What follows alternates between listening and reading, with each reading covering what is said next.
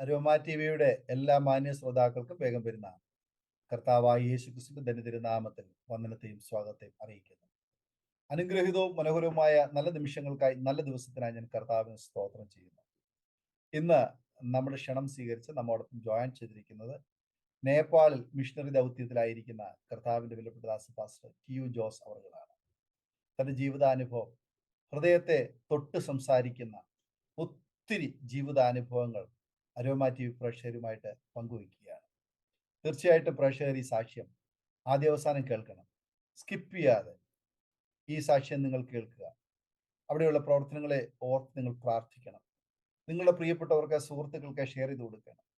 നിങ്ങളുടെ വിലയേറിയ അഭിപ്രായങ്ങളും നിർദ്ദേശങ്ങളും കമന്റ് ബോക്സിൽ രേഖപ്പെടുത്താൻ മറക്കരുത്.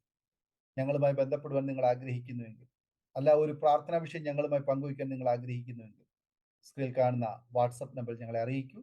തീർച്ചയായിട്ടും ഞങ്ങൾ നിങ്ങൾക്ക് മറുപടി തരികയും പ്രാർത്ഥിക്കുകയും ചെയ്യുന്നതായിരിക്കും. സാക്ഷ്യം പറഞ്ഞ പ്രിയപ്പെട്ടവരോടൊപ്പം എല്ലാ തിങ്കളാഴ്ചയും രാത്രി 8:30 മണി മുതൽ ഓൺലൈനിലൂടെ നടക്കുന്ന പ്രാർത്ഥനാ കൂട്ടായ്മയിലും നിങ്ങൾക്ക് പങ്കെടുക്കാവുന്നതാണ്. കർത്താവിന്റെ ദാസൻ പാസ്റ്റർ ടി.യു. ജോസിനെ തികഞ്ഞ സ്നേഹത്തോടും ആദരവോടും കൂടി അരോമ ടി വി പ്രേക്ഷകരോടൊപ്പം സമയം ചെലവഴിക്കുന്നതിനായിട്ട് ക്ഷണിച്ചുകൊള്ളും. Praise lord. ഞാൻ പാസ്റ്റർ ടി.യു. ജോസ്, കോട്ടയം ജില്ലയിൽ ചിങ്ങവനം അടുത്ത കുറിച്ചിയാണ് എൻ്റെ സ്വദേശം. ഇപ്പോൾ ഞാൻ നേപ്പാളിൽ വിരാട് നഗർ എന്ന് പറയുന്ന പട്ടണത്തിൽ നിന്നാണ് ജോയിൻ ചെയ്യുന്നത്. എനിക്ക് കുടുംബത്തിലെ എൻ്റെ വൈഫ് ഷിബി, 2 കുഞ്ഞുങ്ങളെ, മൂത്ത മോള് അക്സ, അവള് വിവാഹിതയാണ്. അവള് സ്റ്റാഫ് നേഴ്സായിട്ട് അയർലൻഡിലെ ജോലിയിലായിരിക്കുന്നു. മകൻ പഠനമൊക്കെ കഴിഞ്ഞ് ഈ അടുത്ത സമയത്ത് ഒരു ചെറിയ ജോലിയിലേക്ക് പ്രവേശിച്ചു. ഇവിടെ പ്രവർത്തനത്തോടുള്ള ബന്ധത്തിൽ ഞങ്ങൾ രണ്ടുപേരുമാണ് ഇപ്പോൾ നേപ്പാളിൽ പ്രസന്റ് ഉള്ളത്. ആരോമ ടി വിയിൽ ഇങ്ങനെ എനിക്കൊരു അവസരം ലഭിച്ചതിൽ ഞാൻ ദൈവത്തിനോടുള്ള, ദാനിയൽ ജോണിനോടുള്ള നന്ദി ഈ സമയത്ത് അറിയിക്കുന്നു. ഒപ്പം എൻ്റെ സ്നേഹിതന്മാർ ചിലര് ഇതിനു മുമ്പ് ആരോമ ടി വിയിൽ സാക്ഷ്യം പറഞ്ഞത് കേട്ട് 1-2 പേരുടെ സാക്ഷ്യം ഇതിനകത്ത് നിന്ന് ശ്രവിപ്പാൻ എനിക്ക് നേരത്തെ സാവകാശമുണ്ടായി. പലതും വളരെ മനോഹരമായിരുന്നു. അനേകരുടെ അനുഭവ സാക്ഷ്യങ്ങൾ ഇതിലൂടെ ലോകരെ അറിയിക്കുവാൻ കർത്താവിൻ്റെ ദാസന് പരിശ്രമം ചെയ്യുന്നു. ഈ പ്രവർത്തനങ്ങളെ ഓർത്ത് ഞാൻ സ്തോത്രം ചെയ്യുകയും ദൈവത്തോട് നന്ദി പറയുകയും പ്രാർത്ഥിക്കുകയും ചെയ്യുന്നു. എൻ്റെ കുട്ടിക്കാലം എന്ന് പറയുന്നത്, ഞാൻ കോട്ടയം ജില്ലയിൽ കുറിച്ചി എന്ന് പറയുന്ന ഗ്രാമപ്രദേശത്താണ് ജനിച്ചു വളർന്നത്. കുറിച്ചി എന്ന് പറയുമ്പോൾ ചാനാശ്ശേരിക്കും MC റോഡിൽ ചാനാശ്ശേരിക്കും ചിങ്ങവനത്തിനും ഇടയ്ക്കുള്ളതായ ഒരു ഗ്രാമപ്രദേശമാണ്. തീരെ ചെറിയ ഗ്രാമം എന്ന് പറയാൻ ഒക്കത്തില്ല. പല കരകൾ കൂടിയതാണ്. ഞങ്ങൾക്ക് അവിടെ കുറിച്ചി ഔട്ട് പോസ്റ്റ് എന്ന് പറഞ്ഞാൽ മെയിൻ ജംഗ്ഷനായിട്ട് കുറിച്ചി മന്ദിരമുണ്ട്, പടിഞ്ഞാറെ കുറിച്ചിയുണ്ട്, കുറിച്ചി നീലമ്പേരൂരുണ്ട്. എൻ്റെ സ്ഥലം ഈ MC റോഡിന് കിഴക്ക് വശത്ത് കുറിച്ചി ഹോമിയോ കോളേജ് എന്ന് പറയുന്ന സ്ഥലത്താണ് ഞാൻ ജനിച്ചു വളർന്നത്. നാടിനെ പറ്റിയുള്ള ഓർമ്മകൾ പറഞ്ഞാൽ 50 വർഷം മുമ്പ് അന്ന് ഇത്ര ജനസംഖ്യ ഒന്നുമില്ല. അയൽപക്കത്തെ കുട്ടികളോടൊപ്പം കളികളും, അന്നത്തെ കളികൾ എന്നൊക്കെ പറഞ്ഞാൽ കുഴിപ്പന്ത് കളിക്കുക, നാടൻപന്ത് കളിക്കുക. ഞങ്ങൾ പിള്ളേരൊക്കെ ഇന്നത്തെ പോലെ ടെക്നോളജി ഒന്നും ഇല്ലാതിരുന്ന കാലമാണ്. ഞങ്ങൾ വട്ടം വരച്ച് 10 ഈർക്കിലി അതിൻ്റെ ഒരു പരുവത്തിന് ഒടിച്ചിട്ട് ഈ വട്ടത്തിനകത്ത് ഇട്ട് അനങ്ങാതെ ഈർക്കിലി എടുക്കുക. 10 പോയിന്റാണ് ഒരു ചെറിയ ഈർക്കിലി. വലിയ തോർണം കാണും, അതിന് 100 പോയിന്റ്. അപ്പോൾ ഈർക്കിലി കളിക്കുക എന്ന് പറയും. പിന്നെ ഗോലി കളിക്കുക, വട്ടുകളി, പിന്നെ കുട്ടിയും കോലും, അതുപോലെ തന്നെ പട്ടം പറപ്പിക്കൽ. പെൺകുട്ടികളെ സംബന്ധിച്ച് പറഞ്ഞാൽ അവർ കക്ക് കളിക്കും, കല്ല് കളി, സാറ്റ് കളി. ഇതൊക്കെയാണ് അന്നത്തെ കുട്ടിക്കാലത്തെ കളികൾ. ഇന്ന് കാര്യം ഒരുപാടങ്ങ് മാറി. അന്നത്തെ സാഹചര്യങ്ങളൊന്നും അല്ല. ഞങ്ങളുടെ അന്നത്തെ കളികളെ കുറിച്ചൊക്കെ പറഞ്ഞാൽ ഒരുപക്ഷെ ഇന്ന് പലർക്കും, നമ്മുടെ പിള്ളേർക്കൊന്നും മനസ്സിലാകുകയില്ല. അതൊന്നും അന്യം നിന്നുപോയൊരു സാഹചര്യം ആണല്ലോ. ഞങ്ങളുടെ അടുത്ത് ഹോമിയോ കോളേജ് ഗ്രൗണ്ട് എന്ന പേരിൽ സർക്കാർ വക ഒരു സ്ഥലമുണ്ടായിരുന്നു. നാട്ടിലുള്ളവരൊക്കെ അവിടെയാണ് സായാഹ്ന സമയങ്ങളിൽ ഒന്നിച്ചു കൂടുന്നത്. അവര് കളിക്കാനും കന്നുകാലികളെ തീറ്റാനും ഒക്കെ അവിടെ ഒത്തുകൂടും. അങ്ങനെ ഞങ്ങളുടെ സായാഹ്ന സമയങ്ങളെ ഒരു വശം പറഞ്ഞാൽ മനോഹരമായി അവിടെ നാടൻ പന്തുകളി, ചെറിയ ഫുട്ബോൾ മത്സരങ്ങളൊക്കെ നടന്നിരുന്നതായിട്ട് എൻ്റെ ഓർമ്മയിൽ ഇപ്പോൾ എത്തുന്നു. സമീപപ്രദേശത്ത് ഹോമിയോ കോളേജിന്റെ പേരിലാണ് ഈ ഗ്രൗണ്ട് അറിയപ്പെട്ടിരുന്നത്. സൈക്കിളിൽ കയറാൻ പഠിക്കുന്നതും അതുപോലെ തന്നെ കാർ ഓടിക്കാനായിട്ട്, അന്ന് കാറൊന്നും സർവ്വസാധാരണമല്ല, വളരെ അപൂർവമായിട്ട് പ്രാക്ടീസ് ചെയ്യാനൊക്കെ ചിലർ ഒരുപക്ഷെ ആ ഗ്രൗണ്ടിൽ കാറും ഒക്കെ ആയിട്ട് വരും. അതുപോലെ തന്നെ നാടൻ പന്തുകളി മത്സരത്തിലെ ഞങ്ങളുടെ സമീപ പ്രദേശത്തുള്ള ടീമുകൾ, പുതുപ്പള്ളി എന്നൊരു ടീം, നെല്ലിക്കൽ ടീം, അതുപോലെ തന്നെ വാകത്താനൻ ടീം, ഞങ്ങളുടെ ഗ്രാമത്തിൽ നിന്നുള്ള ടീം എന്ന് പറയുന്നത് കുറിച്ചി എസ്പുരം എന്നാണ് ഞങ്ങളുടെ നാടൻ പന്തുകളിയുടെ ടീം അറിയപ്പെട്ടിരുന്നത്. ഞാൻ അതിനകത്ത് അംഗമൊന്നുമല്ല, എന്നാൽ എൻ്റെ അനുജൻ അതിനകത്ത് അംഗമായിരുന്നു. കൈകൊണ്ട് വെട്ടി കളിക്കുന്ന പന്താണ് നാടൻ പന്തെന്ന് പറയുന്നത്. ഒറ്റ, പെട്ട, പിടിയൻ, താളം, ഇങ്ങനെ കീഴ്വെട്ട്, പിന്നെ ഇണ്ടൻ കാലുകൊണ്ടടിക്കുക, അങ്ങനെ കവർ ചെയ്ത് കഴിയുമ്പോൾ വീണ്ടും വരും. ഇങ്ങനെയാണ് അതിൻ്റെ ക്രമീകരണങ്ങൾ. അപ്പോൾ അതൊക്കെയായിരുന്നു അന്നത്തെ കളികൾ. അപ്പം സ്വാമി ആതിരദാസ് എന്ന് പറയുന്ന ഒരു ഹൈന്ദവ സന്യാസി ആണ് ഞങ്ങളുടെ അടുത്തുള്ളതായ ഈ കോളേജ് സ്ഥാപിച്ചത്. അപ്പം കോട്ടയം മെഡിക്കൽ കോളേജ് ഈ സ്ഥലത്ത് വരേണ്ടതാണ്. ഞാൻ ഇങ്ങനെ പറഞ്ഞു കേട്ടിട്ടുണ്ട്. അത് ഇപ്പോൾ എനിക്ക് തോന്നുന്നു 65-70 വർഷം പഴക്കം ഉണ്ട് ഈ ഹോമിയോ കോളേജിന്. അപ്പം ഞങ്ങളൊക്കെ ജനിക്കുന്നതിന് മുമ്പ് അവിടെ സ്ഥാപിച്ച ഒരു സ്ഥാപനമാണ്. അപ്പം കോട്ടയം മെഡിക്കൽ കോളേജ് സ്ഥലം നോക്കാൻ വേണ്ടി അവിടെ വന്ന സമയത്ത് ഈ സ്വാമി അന്ന് നല്ല പിടിപാടുള്ള മനുഷ്യനായിരുന്നു. അദ്ദേഹം അതുകൊണ്ട് എന്ത് ചെയ്തു, അദ്ദേഹത്തിന്റെ പിടിപാട് കൊണ്ട് തൻ്റെ സ്ഥാപനത്തിന് കേടുവരാതിരിക്കാനായിട്ട് താന് ആ സ്ഥാപനം അതിനെ ഇടയ്ക്ക് സമ്മതിക്കാതെ പിടിപാട് കൊണ്ട് കോട്ടയം മെഡിക്കൽ കോളേജ് അവിടുന്ന് ആർപ്പുക്കര എന്ന് പറയുന്ന സ്ഥലത്തേക്ക് മാറ്റി. മാത്രമല്ല, എൻ്റെ അറിവനുസരിച്ച് അന്നത്തെ അവിടുത്തെ MLA-യും ഇവിടെ ഉള്ളതിനേക്കാൾ കൂടുതൽ സ്ഥലം അവിടെ തരാം എന്നൊക്കെ പറഞ്ഞ് medical college, Kottayam medical college അങ്ങോട്ട് കൊണ്ടുപോയി എന്നൊക്കെ ഇങ്ങനെ ചരിത്രം ഞാൻ കേട്ടിട്ടുണ്ട്. എന്നാൽ ഞങ്ങളുടെ ഹോമിയോ കോളേജ് സ്ഥാപനം, അവിടുത്തെ ഈ സ്വാമി സ്ഥാപിച്ച സ്ഥാപനം അത്ര മോശമല്ല. അവിടെ കേന്ദ്ര ഗവൺമെന്റിൻ്റെതും കേരള ഗവൺമെന്റിൻ്റെയും 2 സ്ഥാപനങ്ങളുണ്ട്. ഒപ്പം സ്വാമി ഈ അടുത്ത കാലത്ത് മരണമടഞ്ഞു, ചില വർഷങ്ങൾക്ക് മുമ്പ്. അപ്പോൾ അദ്ദേഹം NSS വേണ്ടി, പ്രസ്ഥാനത്തിന് വേണ്ടി അത് ഹാൻഡ് ഓവർ ചെയ്തു. ഇപ്പം ഞങ്ങളുടെ ഗ്രാമപ്രദേശത്തിലെ ആ കോളേജ് നടത്തിപ്പുകാര് NSS ആണ്. ചാനാശ്ശേരിയിലാണല്ലോ അതിന്റെ കേന്ദ്രം. അവരാണ് ആ കാര്യങ്ങളൊക്കെ ക്രമീകരിക്കുന്നത്. അപ്പോൾ തന്നെ സെൻട്രൽ ഗവൺമെന്റിന്റെ വലിയൊരു സ്ഥാപനം ഇപ്പുറത്തെ കോമ്പൗണ്ടിലുണ്ട്. അവിടെ ഇപ്പോൾ ഞാൻ കേട്ടത് ശരിയാണെന്നുണ്ടെങ്കിൽ നമ്മുടെ ഭാരതത്തിലെ ഏറ്റവും വലിയ ഹോമിയോ സ്ഥാപനമാണ് ഞങ്ങളുടെ കുറിച്ചി ഗ്രാമത്തിൽ സ്ഥാപിച്ചിരിക്കുന്നത്. അവിടെ ഈ അടുത്ത സമയത്ത് PG പ്രോഗ്രാമൊക്കെ തുടങ്ങി. റിസർച്ച് സെന്റർ, ഒപ്പം മെന്റൽ ആയിട്ടുള്ള ആൾക്കാരെ ചികിത്സിക്കുന്ന വിഭാഗം, അങ്ങനെ വളരെ മനോഹരമായ നിലയിൽ തന്നെ ആ കാര്യങ്ങളൊക്കെ മുന്നോട്ട് പോകുന്നു. എൻ്റെ മാതാപിതാക്കളെ സംബന്ധിച്ച് പറഞ്ഞാൽ അവര് 2 പേരും ഇന്ന് ജീവിച്ചിരിപ്പില്ല. ഞങ്ങള് രക്ഷയുടെ അനുഭവത്തിൽ വന്നു കഴിഞ്ഞ് രക്ഷിക്കപ്പെട്ട് കഴിഞ്ഞാണ് ഏതാണ്ട് ചില വർഷങ്ങൾക്കുള്ളിൽ തന്നെ എൻ്റെ പിതാവ് ലോകത്തോട് യാത്ര പറഞ്ഞു, കർത്താവിൻ്റെ സന്നിധിയിൽ എടുക്കപ്പെട്ടു. ആ സമയത്ത് എനിക്ക് 16 വയസ്സ് മാത്രമേ പ്രായമുള്ളൂ. ഇന്ന് ഞാൻ 60 വയസ്സ് പിന്നിട്ടിരിക്കുന്നു. പിന്നെ അങ്ങനെ 81-ൽ എൻ്റെ പിതാവും 2013 എൻ്റെ മാതാവും കർത്തൃ സന്നിധിയിൽ ചേർക്കപ്പെട്ടു. അവര് പണ്ട് ഒരു ചായ ഷോപ്പ് നടത്തിയിരുന്നു. ഞങ്ങളുടെ ചെറുപ്പത്തിലാണ് അത്. എനിക്കങ്ങനെ കാര്യമായിട്ടുള്ള ഓർമ്മയില്ല, പറഞ്ഞുള്ള അറിവ് മാത്രമാണ് ഉള്ളത്. അതിനാൽ ഞങ്ങളുടെ കുടുംബക്കാരൊക്കെ ചായക്കട വീട്ടുകാരെന്നാണ് ഞങ്ങളെ വിളിച്ചുകൊണ്ടിരുന്നത്. അച്ചായനാണെന്നുണ്ടെങ്കിൽ ആ സമയത്ത് അന്നത്തെ കാളവണ്ടി, അത് നമുക്കറിയാം, കൃഷി സാധനങ്ങളും ചേമ്പും ചേനയും കപ്പയും ഒക്കെ കയറ്റി ഇറക്കി കൊണ്ടുപോകുന്ന വാഹനം.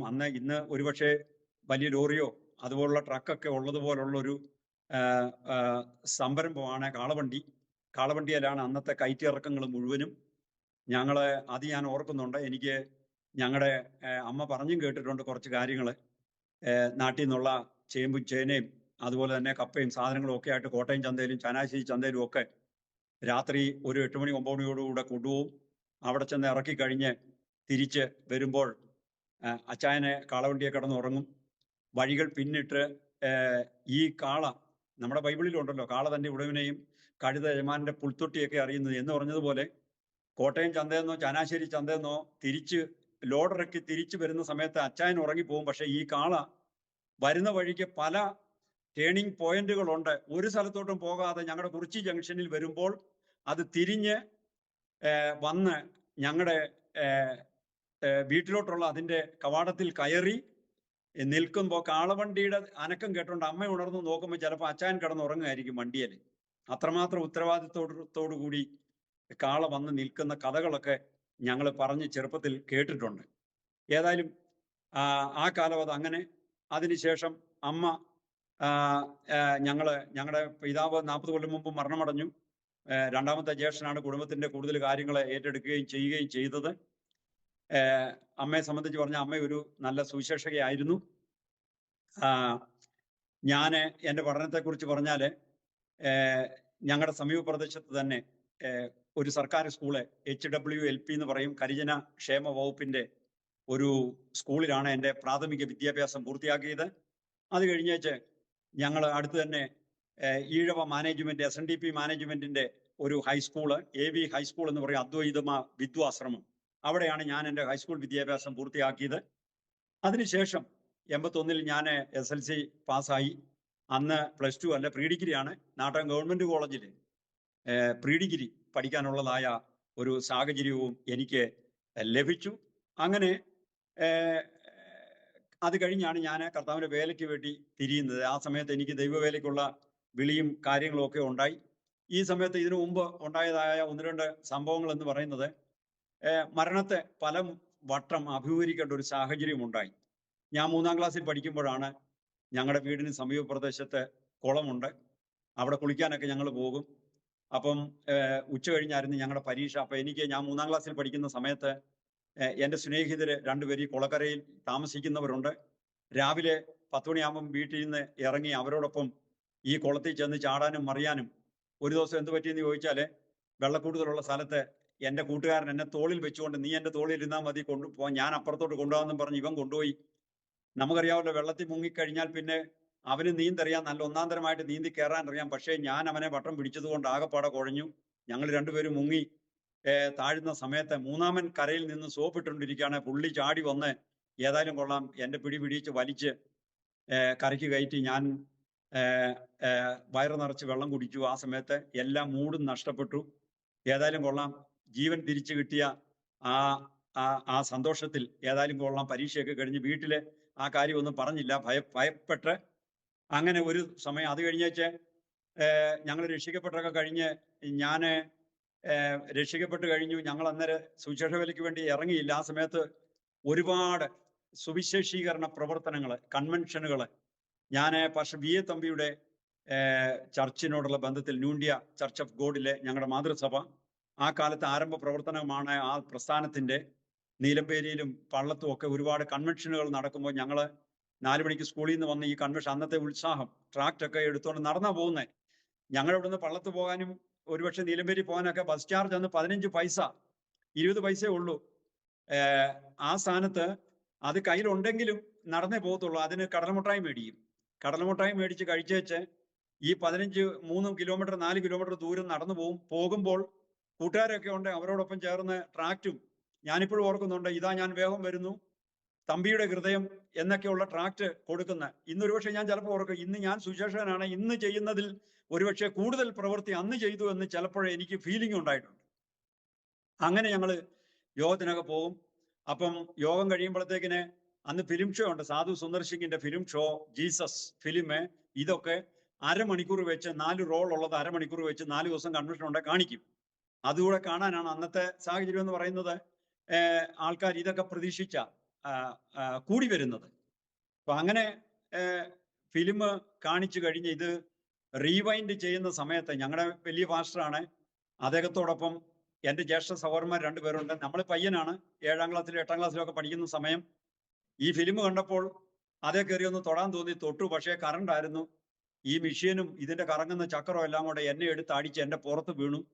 ഏതായാലും കൊള്ളാം, ഭൂലോകം കറങ്ങുന്നത് പോലെ തോന്നി. കറണ്ട് അടിച്ചാൽ എന്താണ് അതിന്റെ അനുഭവം എന്നുള്ളത് അന്ന് മനസ്സിലായി. ഏതായാലും കൊള്ളാം, പെട്ടെന്ന് അവർ മെയിനൊക്കെ ഓഫ് ചെയ്തു. എനിക്ക് ആകപ്പാടെ തലയുറ്റുന്നത് പോലെ എഴുന്നേറ്റ് നിന്നു. എന്നെ പിടിച്ച് കുടയുകയോ ഒക്കെ ചെയ്തു.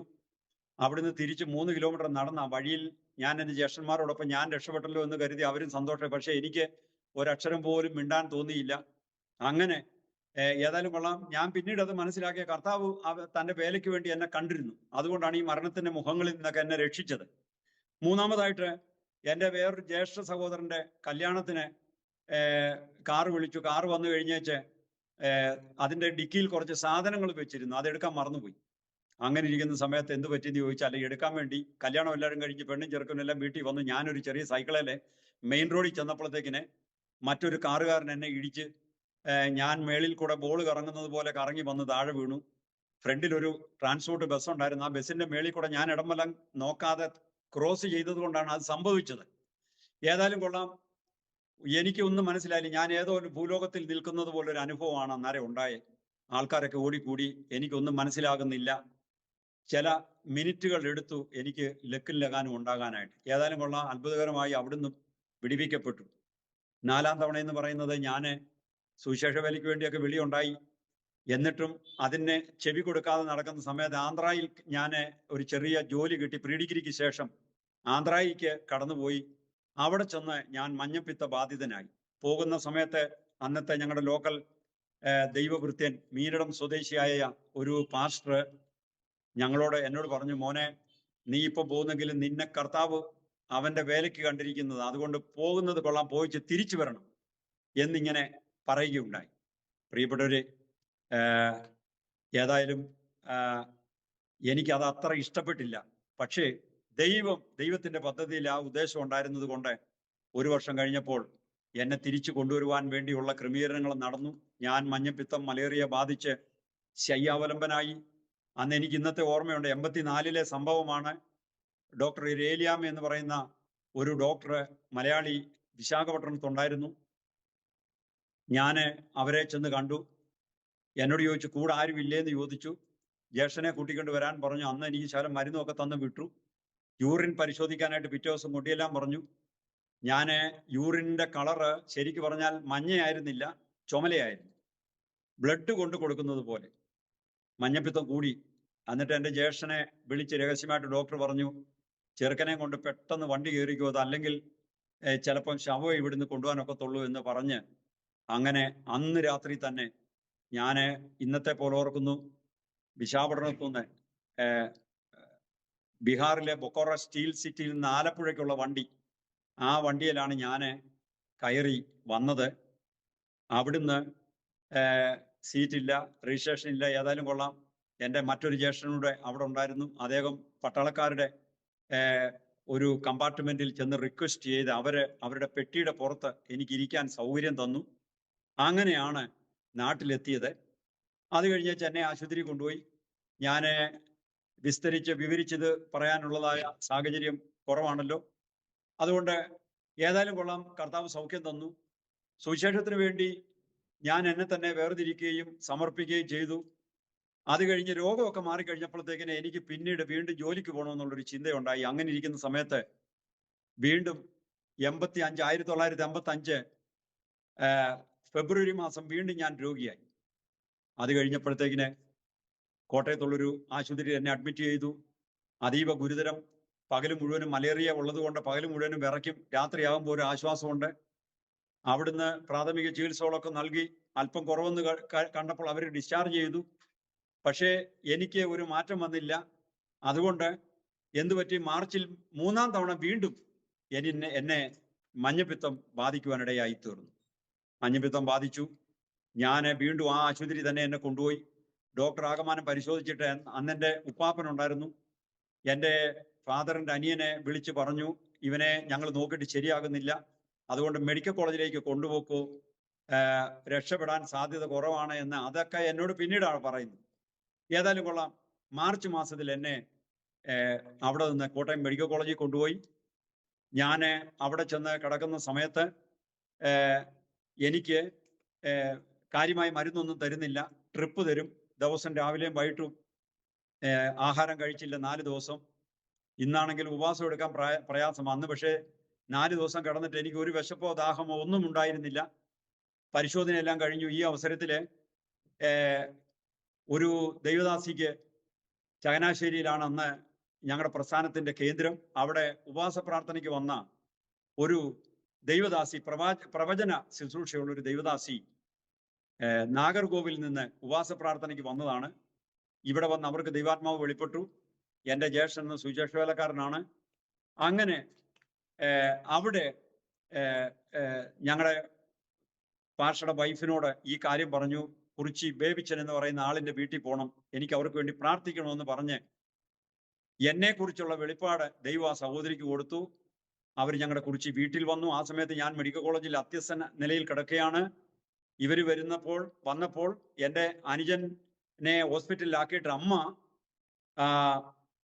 2 ദിവസം വീട്ടിൽ വന്ന് കാര്യങ്ങളൊക്കെ ക്രമീകരിച്ച് വീണ്ടും ആശുപത്രിയിലേക്ക് വരാൻ വേണ്ടി തയ്യാറെടുത്ത് വീട്ടിലേക്ക് വന്ന് കയറുന്ന സമയത്താണ് ഈ കർത്താവിന്റെ ദാസിയും ഞങ്ങളുടെ വീട്ടിലെത്തുന്നത്. കാര്യങ്ങൾ പറഞ്ഞു. ഉടനെ തന്നെ അമ്മ കയ്യിലുണ്ടായിരുന്ന സാധനം അവിടെ വെച്ച് വീട്ടിലൊന്ന് പ്രാർത്ഥിച്ചേച്ച് പെട്ടെന്ന് ഇവരെയും കൂട്ടിക്കൊണ്ട് മെഡിക്കൽ കോളേജിൽ വന്നു. എന്നോട് മെഡിക്കൽ കോളേജിൽ വന്ന് അന്ന് 4 ദിവസമായിട്ട് ഞാൻ യാതൊരു മരുന്നും ഇല്ലാതെ കിടക്കുകയാണ്. എന്നോട് വന്ന് പ്രാർത്ഥിച്ച് തമിഴിൽ അവര് ദൈവാലോചന അറിയിച്ചു. എന്നോട് പറഞ്ഞു, മകനെ, നിനക്ക് സുവിശേഷ വേലയ്ക്ക് വേണ്ടി ഒരു വിളിയുണ്ട്. കർത്താവിന്റെ ഹിതത്തിന് വേണ്ടി അനുസരിച്ച് ഇറങ്ങിത്തിരിക്കുക. അത് മാത്രമാണ്, അതുകൊണ്ടുണ്ടായ രോഗമാണ് ഇത് എന്ന് പറയുവാനിടയായി തീർന്നു. പ്രിയപ്പെട്ടവരെ, ഏതായാലും കൊള്ളാം. ആ കർത്താവിന്റെ ദാസി പറഞ്ഞതുപോലെ തന്നെ കറക്റ്റായിട്ട് ഞങ്ങളെ കർത്താവിന്റെ ദാസി പറഞ്ഞു, ഇന്നേക്ക് 6-ാം പൊക്കം നിനക്ക് ഇവിടുന്ന് വിടുതലാണെന്ന് പറഞ്ഞു. അന്ന് എനിക്ക് മരുന്ന് പോലും തുടങ്ങിയില്ല. എങ്കിലും ഞാൻ അതിൽ വിശ്വസിച്ചു. എൻ്റെ ചുറ്റുപാട് കിടക്കുന്ന 6-ാം വാർഡിൽ കിടന്ന പലരും മരണത്തെ അഭിമുഖീകരിച്ചതായ സമയത്ത് കണ്ട് ചെറുപ്പക്കാരനായി ഞാൻ 20 വയസ്സ് മാത്രം പ്രായമുള്ള ഈ പയ്യൻ മരണത്തെ പേടിച്ച് അടുത്ത നാളെ ഞാനാണോ വലതും ഇടതും കാൽച്ചൂട്ടിലൊക്കെ കിടന്ന പലര് മരണപ്പെടുമ്പോൾ എന്നാ ചെയ്യുമെന്ന് അറിയാൻ പാടില്ലാതെ പൂർണ്ണമായി കർത്താവിന് വേണ്ടി സമർപ്പിച്ചു. ഏതായാലും എൻ്റെ ആ സമർപ്പണം കർത്താവ് അംഗീകരിച്ച് കർത്താവിന്റെ ദാസി എനിക്ക് വേണ്ടി പ്രാർത്ഥിച്ചതുപോലെ തന്നെ 6-ാം പൊക്കം എന്നെ ഡിസ്ചാർജ് ചെയ്യുകയും മാർച്ച് 31 ഞാൻ അവിടെ നിന്ന് ഡിസ്ചാർജ് വാങ്ങി വീട്ടിൽ വന്നു. 1-ാം തീയതി ഞായറാഴ്ച, 2-ാം തീയതി കർത്താവിന്റെ ഹിതമനുസരിച്ച് ഞാൻ പായിപ്പാട് ബൈബിൾ കോളേജിൽ പോയി ഇന്റർവ്യൂ എടുത്ത് അവിടെ ചേരുന്നതിനുള്ള ക്രമീകരണങ്ങൾ ചെയ്യുവാനിടയായി തീർന്നു. പ്രിയപ്പെട്ടവരെ, ഇങ്ങനെയാണ് സുവിശേഷ വേലയ്ക്ക് ഞാൻ സമർപ്പിക്കുവാൻ ഇടയായതായ സാഹചര്യം. ഏതായാലും അതിനുശേഷം ഞങ്ങളുടെ കുടുംബം വിശ്വാസത്തിൽ ഉണ്ടായതായ സംഭവം കൂടെ ഒരു വാക്കിൽ പറഞ്ഞ് ഞാൻ മടങ്ങി വരുവാൻ ആഗ്രഹിക്കുന്നു. ഞങ്ങളുടെ ചെറുപ്പകാലത്തെ കാര്യം ഞാൻ പറഞ്ഞല്ലോ. കുടുംബം നാമധാരി ക്രിസ്ത്യാനികളായിട്ട് ജീവിച്ചുകൊണ്ടിരുന്ന സമയത്ത് ഞങ്ങൾ സഹോദരങ്ങള് 5 പേര്, ഏറ്റവും മൂത്തത് പെങ്ങൾ, താഴെ 4 ആമ്പിള്ളാർ, അതിൽ 3-ാമനാണ് ഞാൻ. എനിക്ക് ഇളയ ഒരുവൻ. എൻ്റെ ജ്യേഷ്ഠന് മോശമല്ലാത്ത നിലയില് അന്ന് കോട്ടയത്ത് ഒരു കമ്പനിയിലെ, പ്ലൈവുഡ് കമ്പനിയിലെ എൻ്റെ അളിയൻ മുഖാന്തരം ഒരു ജോലി ലഭിച്ചു. എന്നാൽ വഴിവിട്ട ജീവിതം കൊണ്ട് താന് ആ ജോലിയൊക്കെ കളയുകയും ചില കേസുകളിലൊക്കെ കുടുങ്ങി, 6, 7, 8 കേസിൽ താൻ ക്രിമിനൽ കേസുകളിൽ കുടുങ്ങി.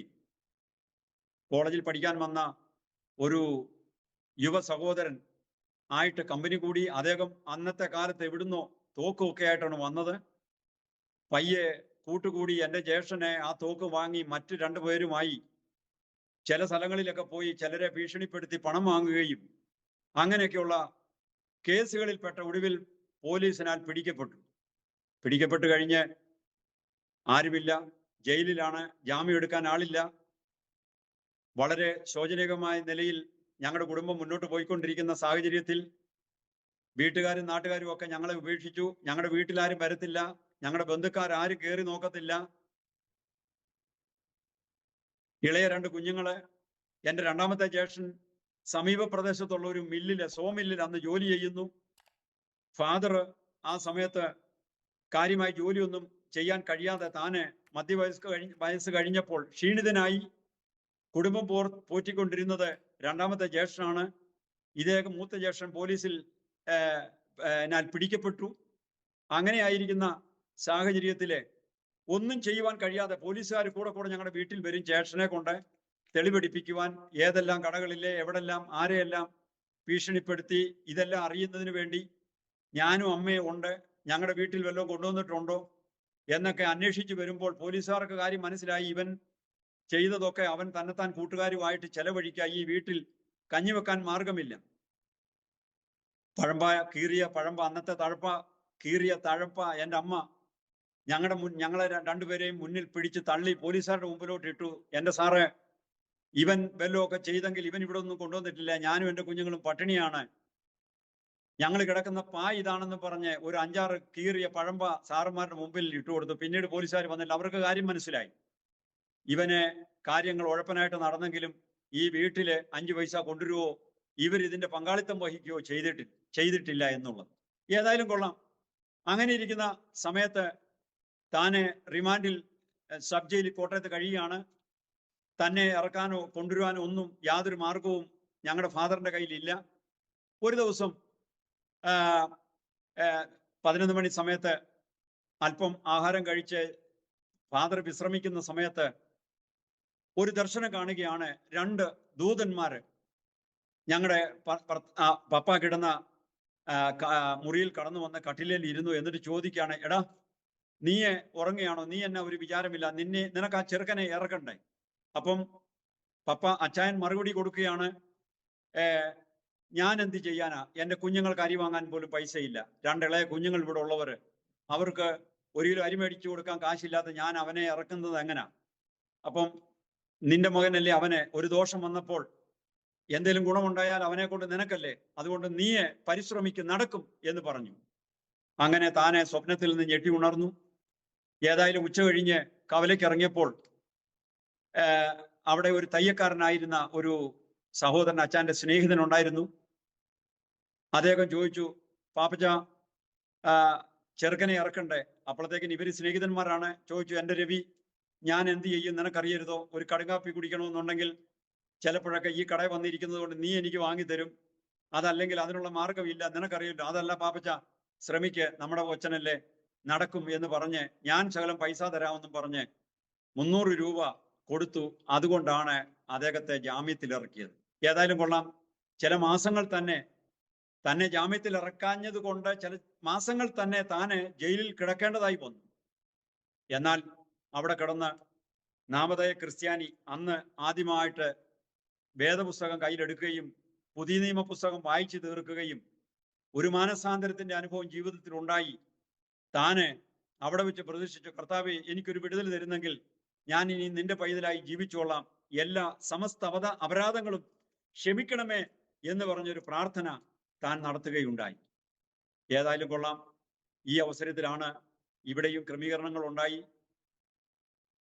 രവി എന്ന് പറയുന്ന സഹോദരൻ കൊടുത്ത കാശുമായി എൻ്റെ അച്ചായൻ അവിടെ ചെന്ന് അദ്ദേഹത്തെ ഇറക്കുകയും അങ്ങനെ വീട്ടിൽ വന്ന സഹോദരൻ സമീപ പ്രദേശത്ത് ചില ഉപദേശിമാരും ഒക്കെ ബന്ധപ്പെട്ട് വിശ്വാസത്തിൽ വരികയും അങ്ങനെ കൂട്ടായ്മയിൽ ഞങ്ങൾ സംബന്ധിക്കുവാൻ തുടങ്ങി. ഇതിനിടയ്ക്ക് മറ്റൊരു സംഭവം കൂടെ. അപമാനം സഹിക്കാൻ പാടില്ലാതെ എൻ്റെ അമ്മയും എൻ്റെ അച്ചായനും വിഷം വാങ്ങി വെച്ച് ഞങ്ങൾ ഇളയ 2 എണ്ണത്തിനെ ചോറിൽ വിഷം കലർത്തി തന്ന് അവരും ഭക്ഷിച്ച് കുടുംബമായി ആത്മഹത്യ ചെയ്യുവാൻ ഇവര് പ്ലാൻ ചെയ്തിരുന്നു. രണ്ടാമത്തെ മൂത്ത മകളെ കെട്ടിച്ചു വിട്ടു. മൂത്ത മകനാണ് ജയിലിലെ. 2ാമത്തെ മകൻ ചെറിയ കൂലിപ്പണിയൊക്കെ ചെയ്ത് ജീവിക്കുന്നത് കൊണ്ട് അവൻ എങ്ങനെയും ജീവിക്കും, നമുക്ക് ഈ കുഞ്ഞുങ്ങളെ കൊന്ന് നമുക്ക് ചാകാമെന്ന് തീരുമാനമെടുത്തിരിക്കുന്ന സമയത്താണ് രാത്രിയാകുമ്പോൾ പിതാവ് പറയും, എടി ചോറ് റെഡിയാക്ക, ചോറിനകത്ത് വിഷം കലക്കി കുഞ്ഞുങ്ങൾക്ക് കൊടുക്കാൻ, നമുക്ക് കഴിക്കാം. അപ്പൊ അമ്മയ്ക്ക് ഒരു ചെറിയ കരുണ, പിഞ്ചു കുഞ്ഞുങ്ങളോട്. എൻ്റെ അനിയൻ അന്ന് 3ാം ക്ലാസ്സിൽ എങ്ങാണ്ട് പഠിക്കുകയാണ്, ഞാൻ 6ലോ 7ലോ ആണ്. അപ്പം ഇന്ന് വേണ്ട അച്ഛാ, നാളെ ആട്ടെന്ന് പറഞ്ഞ് അമ്മ തടയും. പിറ്റേ ദിവസം അമ്മ റെഡിയാകുമ്പോൾ നമുക്കെന്നാൽ ചെയ്യാമെന്ന് പറയുമ്പോൾ അച്ചായൻ ഒരു കരുണ. അങ്ങനെ ഒരാഴ്ച സംഭവം മുന്നോട്ട് പോയി. ഇതിനിടയില് ഒരു ദൈവഭൃത്യൻ ഞങ്ങളുടെ വീട്ടിൽ കടന്നു വന്നു. അദ്ദേഹം ആശ്വാസത്തിന്റെ വചനങ്ങൾ പറഞ്ഞു. അങ്ങനെ വീട്ടിലും ശാന്തിയുടെ സന്ദേശം വരുന്നതിനൊരു മുഖാന്തരം ആയത് അങ്ങനെയാണ്. ഏതായാലും ആ ദൈവദാസന്റെ മുമ്പാകെ എൻ്റെ പിതാവും മാതാവും കാര്യങ്ങൾ തുറന്നു പറയുകയും എൻ്റെ കുഞ്ഞുങ്ങളെ കൊന്നുകളയുവാൻ ഞാൻ വിഷം മേടിച്ചു വെച്ചിരിക്കുന്നു എന്നുള്ള വസ്തുക്കളും സകല കഥകളും അദ്ദേഹത്തോട് പറയുകയും അദ്ദേഹം കഥകളൊക്കെ കേട്ട് സ്തംഭിച്ചു പോയി. എങ്കിലും വീണ്ടും താന് കാര്യങ്ങൾ ചോദിച്ച് മനസ്സിലാക്കി വിഷക്കുപ്പി 2 എണ്ണം വാങ്ങി പുറകിൽ ഒഴിച്ച് നശിപ്പിച്ചു കളഞ്ഞു. മുട്ടുകുത്തി എൻ്റെ അപ്പനും അമ്മയും ആ ദൈവദാസന്റെ മുമ്പാകെ കരഞ്ഞു. അദ്ദേഹം ഞങ്ങളുടെ കുടുംബത്തിന് വേണ്ടി പ്രാർത്ഥിച്ചു. അങ്ങനെയാണ് രക്ഷയുടെ ഒരു തുടക്കം ഞങ്ങളുടെ ജീവിതത്തിൽ ഉണ്ടായത്. ഈ അവസരത്തിൽ ഞാൻ നേരത്തെ പറഞ്ഞതുപോലെ എൻ്റെ ജ്യേഷ്ഠനെ ജയിലിൽ കിടന്ന് വേദപുസ്തകം വായിച്ചൊരു മാനസാന്തരം അദ്ദേഹത്തിനും ഉണ്ടായി. ഏതായാലും കൊള്ളാം, ജാമ്യം എടുത്ത് വീട്ടിൽ വന്ന ജ്യേഷ്ഠൻ കൂട്ടായ്മകൾക്ക് പോകുകയും അതിനുശേഷം ഞങ്ങള് കൂട്ടായ്മയിൽ കൂടുകയും താന് യഥാർത്ഥ മാനസാന്തരം ജീവിതത്തിൽ വന്നു കഴിഞ്ഞപ്പോൾ വക്കീലിനെ വെക്കുന്നില്ല, കേസ് വാദിക്കുന്നില്ല എന്നൊക്കെയുള്ള ഒരു തീരുമാനമെടുത്തത് കൊണ്ട് ആദ്യ സമയത്ത് എൻ്റെ ജ്യേഷ്ഠനെ ജാമ്യം എടുക്കുവാനൊക്കെ സഹായിച്ചതായ വക്കീൽ ഈ കാര്യം വക്കീലിനോട് പറഞ്ഞു കഴിഞ്ഞപ്പോൾ അദ്ദേഹം മണ്ടത്തരം കാണിക്കരുത് എന്ന് പറയുകയുണ്ടായി. എന്നാൽ അങ്ങനല്ല സാറേ, ഇങ്ങനെയാണ് കാര്യങ്ങൾ എന്ന് അദ്ദേഹത്തോട് പറഞ്ഞ്, അതുകൊണ്ട് സാർ ഇതുവരെ ചെയ്ത് തന്ന എല്ലാ ഉപകാരങ്ങൾക്കും നന്ദി, ഞാൻ കുറ്റമേറ്റു പറയാൻ പോവുകയാണ് എന്ന് പറഞ്ഞ് ഏതായാലും കൊള്ളാം ഇത് ജഡ്ജിയുടെ ചെവിയിൽ എത്തുകയും കേസ് വിളിച്ച സമയത്ത് തന്നെ കുറ്റപത്രം വായിച്ചു കഴിഞ്ഞപ്പോഴത്തേക്കിന് താന് പറഞ്ഞു, എല്ലാം ഞാൻ ചെയ്തതാണ്. ഒടുവിലെ 6 വർഷത്തെ കഠിന തടവിന് എൻ്റെ ജ്യേഷ്ഠനെ ശിക്ഷിച്ചു. തിരുവനന്തപുരം സെൻട്രൽ ജയിലിലേക്ക് തന്നെ അയച്ചു. തിരിച്ച് വന്നപ്പോൾ ഞാൻ ഇന്ന് ഓർക്കുന്നുണ്ട്, എൻ്റെ പിതാവ് വീടിന് പുറകുവശത്ത് നിന്ന് ഞങ്ങൾക്കുണ്ടായിരുന്ന ഒരു ജനല് ഉണ്ട്. ഞാൻ ആ മുറിക്കകത്ത് നിൽക്കുമായിരുന്നു. ആ ജനലിൽ ഞാൻ കിടന്ന് മോന്റെ ഈ വസ്തുതകൾ മനസ്സിലാക്കി കരയുന്ന എൻ്റെ പിതാവിന്റെ പടം ഇന്നും എൻ്റെ മനസ്സിലുണ്ട്. അമ്മ ചോദിച്ചപ്പോൾ അമ്മയോട് പറഞ്ഞു, 6 മാസം 1 വർഷത്തേക്കിന് വേണ്ടിയാണ് അവനെ ശിക്ഷിച്ചിരിക്കുന്നത്, പെട്ടെന്ന് ഇങ്ങ് വരുമെന്ന് പറഞ്ഞ് അമ്മയെ ആശ്വസിപ്പിച്ചു. എന്നാൽ പ്രിയരെ, മാനസാന്തരം തൻ്റെ ജീവിതത്തിൽ ഉളവാക്കിയ വ്യതിയാനം താന് അവിടെ ചെന്ന് ഒരു നല്ല നടപ്പുകാരനായി. ഒരിക്കലും ഒരു ക്രിമിനൽ കുറ്റവാളിക്ക് കിട്ടാവുന്ന ഇളവല്ല. 1 വർഷവും 1 മാസവും 2 ദിവസവും കഴിഞ്ഞപ്പോൾ എൻ്റെ ജ്യേഷ്ഠനെ റിലീസ് ചെയ്തു. വർഷാവർഷങ്ങളിൽ വിടുതൽ കൊടുത്ത് ചിലരെ അയക്കുന്ന കൂട്ടത്തിൽ എൻ്റെ ജ്യേഷ്ഠന്റെ പേര് വന്നു. പേര് വായിച്ചപ്പോൾ ജ്യേഷ്ഠന് പോലും വിശ്വസിക്കാൻ കഴിഞ്ഞില്ല. അദ്ദേഹം അന്നത്തെ ജയിലറോട് ചെന്ന് പറഞ്ഞു, സാറേ, എന്നെ 6 വർഷം ശിക്ഷിച്ചതാണ് മാത്യു 222 എൻ്റെ നമ്പർ എന്ന് പറഞ്ഞപ്പോൾ നോക്കി അദ്ദേഹം പറഞ്ഞു, എടാ, നിനക്ക് നിന്റെ നല്ല നടപ്പും നിന്റെ പ്രാർത്ഥനാ ജീവിതവും ഒക്കെ കാരണം നിനക്ക് നിന്റെ ദൈവം വിടുതൽ തന്നിരിക്കുക, നിനക്ക് പോകാം എന്ന് പറഞ്ഞ് 6 മാസത്തെ ജയിൽ ശിക്ഷ, 6 വർഷത്തെ ജയിൽ ശിക്ഷ 1 വർഷവും 2 മാസവുമായി ചുരുങ്ങി എന്ന് വലിയൊരു അത്ഭുതം ഞങ്ങളുടെ ജീവിതത്തിൽ. അതിനുശേഷമാണ് എൻ്റെ ജ്യേഷ്ഠൻ വീട്ടിൽ വരുന്നു.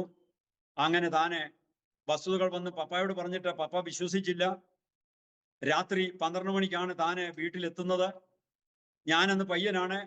കതകിൽ കൊട്ടുന്ന ശബ്ദം കേട്ട് കതക് തുറന്നപ്പോൾ എൻ്റെ പിതാവ് നെഞ്ചിനടിച്ച്, നീ ഇനിയും എനിക്ക് സമാധാനം തരികയില്ലേ എന്ന് ചോദിച്ച്, അച്ഛാ അങ്ങനല്ല, എനിക്ക് റിലീസ് ലഭിച്ചതാണ്, എന്നെ വിട്ടതാണ്, ഞാൻ ജയിൽ ചാടി വന്നതല്ല എന്ന് പറഞ്ഞ് പിതാവിനെ സമാശ്വസിപ്പിക്കുന്ന ആ രംഗം ഞാൻ ഇന്നത്തേതുപോലെ ഓർക്കുന്നു. അന്ന് പയ്യനാണെങ്കിലും ഇന്നത്തെ പോലെ ആ പിക്ചർ എൻ്റെ മനസ്സിലുണ്ട്. പ്രിയരെ, ഞങ്ങൾ രക്ഷയിലേക്ക് വരുവാൻ ഇടയായി തീർന്ന സംഭവ വികാസങ്ങൾ ഇങ്ങനെയാണ്.